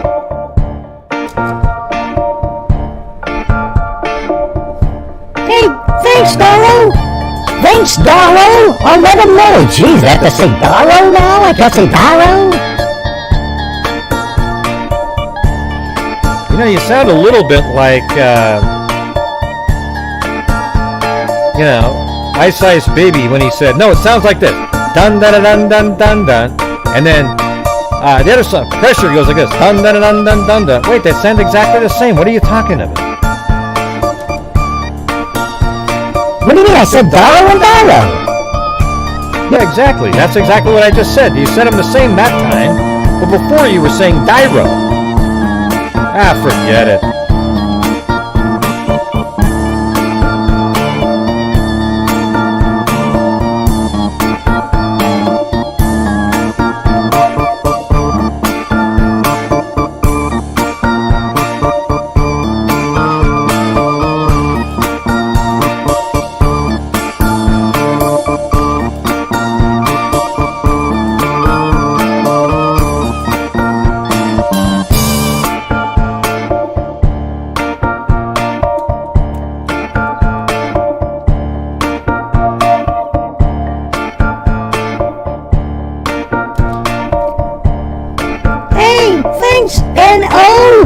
Or is it N-O?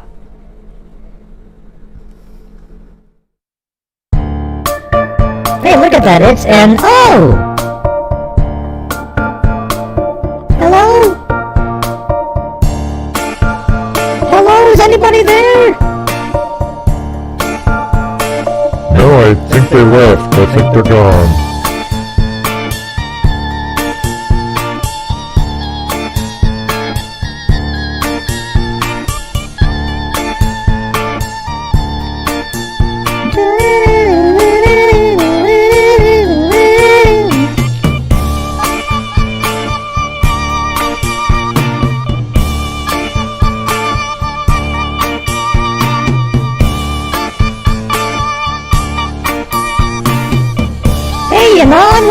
on and on. On and on and on and on and on. The beat don't stop until the break of dawn. I said on and on and on and on and on like a hot bitty poppy poppy pop bitty bitty poppy pop poppy. Don't stop I come alive now. Well, give me what you like, cause I'm guaranteed to make you stop. I said 1, 2, 3, 4, tell me one and what are you waiting for?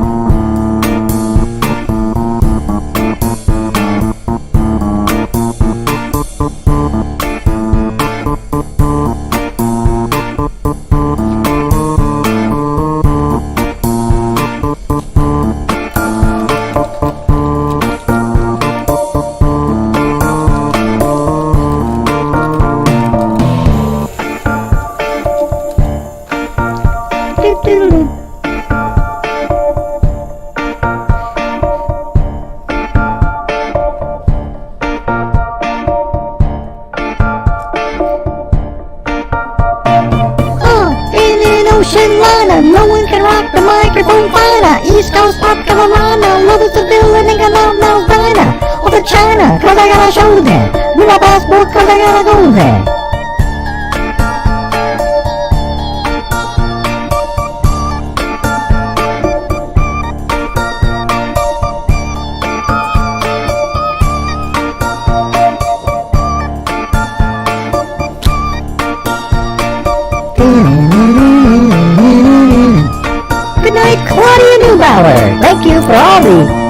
Thank you for all the donations for Gray, though. He really appreciates it. Yeah, I can say it myself. Hey, thank you very much, Claudia Neubauer. And again, thank you, Mac, very much for the PayPal earlier.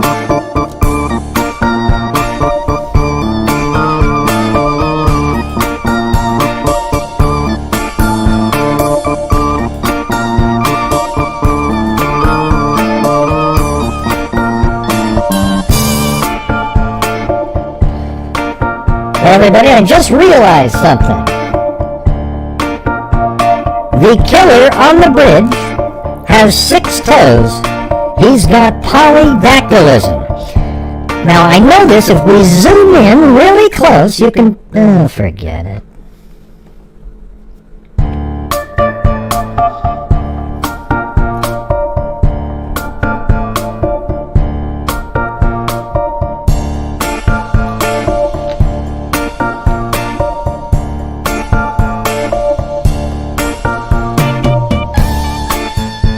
I think you might be onto something there, Mary Lou. So you're saying he has 6 toes. What made you think that he had 6 toes? Well, it was the way he was walking. You see, he stepped up kind of high, and then he set his foot down. Well, so why would make somebody step higher if they had 6 toes? I don't know, good point. But yeah, I mean, very well could have 6 toes, all right? Can you tell me he doesn't have 6 toes? No, I can't tell you that he doesn't have 6 toes. I just think it's highly unlikely that he has 6 toes. Well, how do you know? Maybe his dad had 6 toes and his mom had 6 toes. Well, it was very unlikely that his mom had 6 toes and his dad had 6 toes as well. Okay, do you get what I'm saying? Yeah, but you can't tell me for sure if he had 6 toes or not, right? Well, that's true. See, Gray said it's possible. He had 6 toes. He had 6 toes, everybody. Gray said he had 6 toes. Yeah.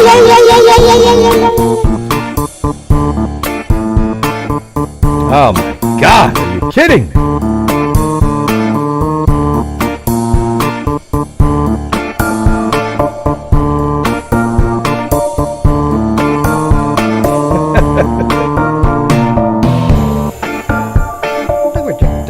I'm a certified human lie detector.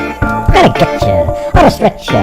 If you try and play me like an old projector, Crime sector is my nectar. Professor Gregor's gonna give another lecture. Wow, do you hear that? All 3 of us singing at the same time. That was amazing.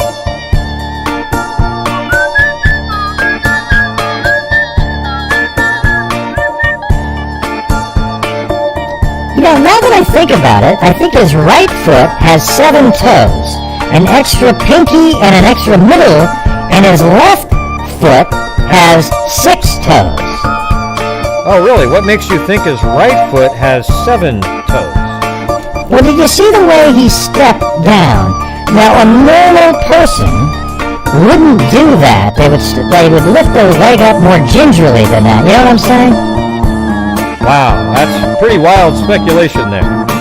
I don't think so. Gosh, Gray, you're so mean. Why can't I just have my opinion? Gee!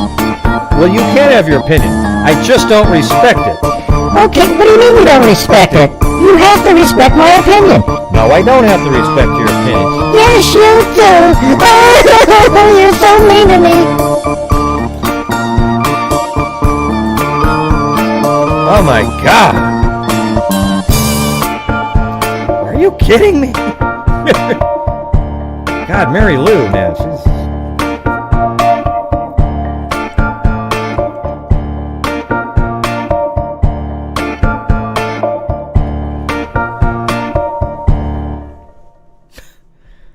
All right, everybody. Hope you guys had a good time. Appreciate it. All right. Thank you guys very much. We will see you guys tomorrow. Good night, Darrow. Hey, perfect timing. I was just ending the show.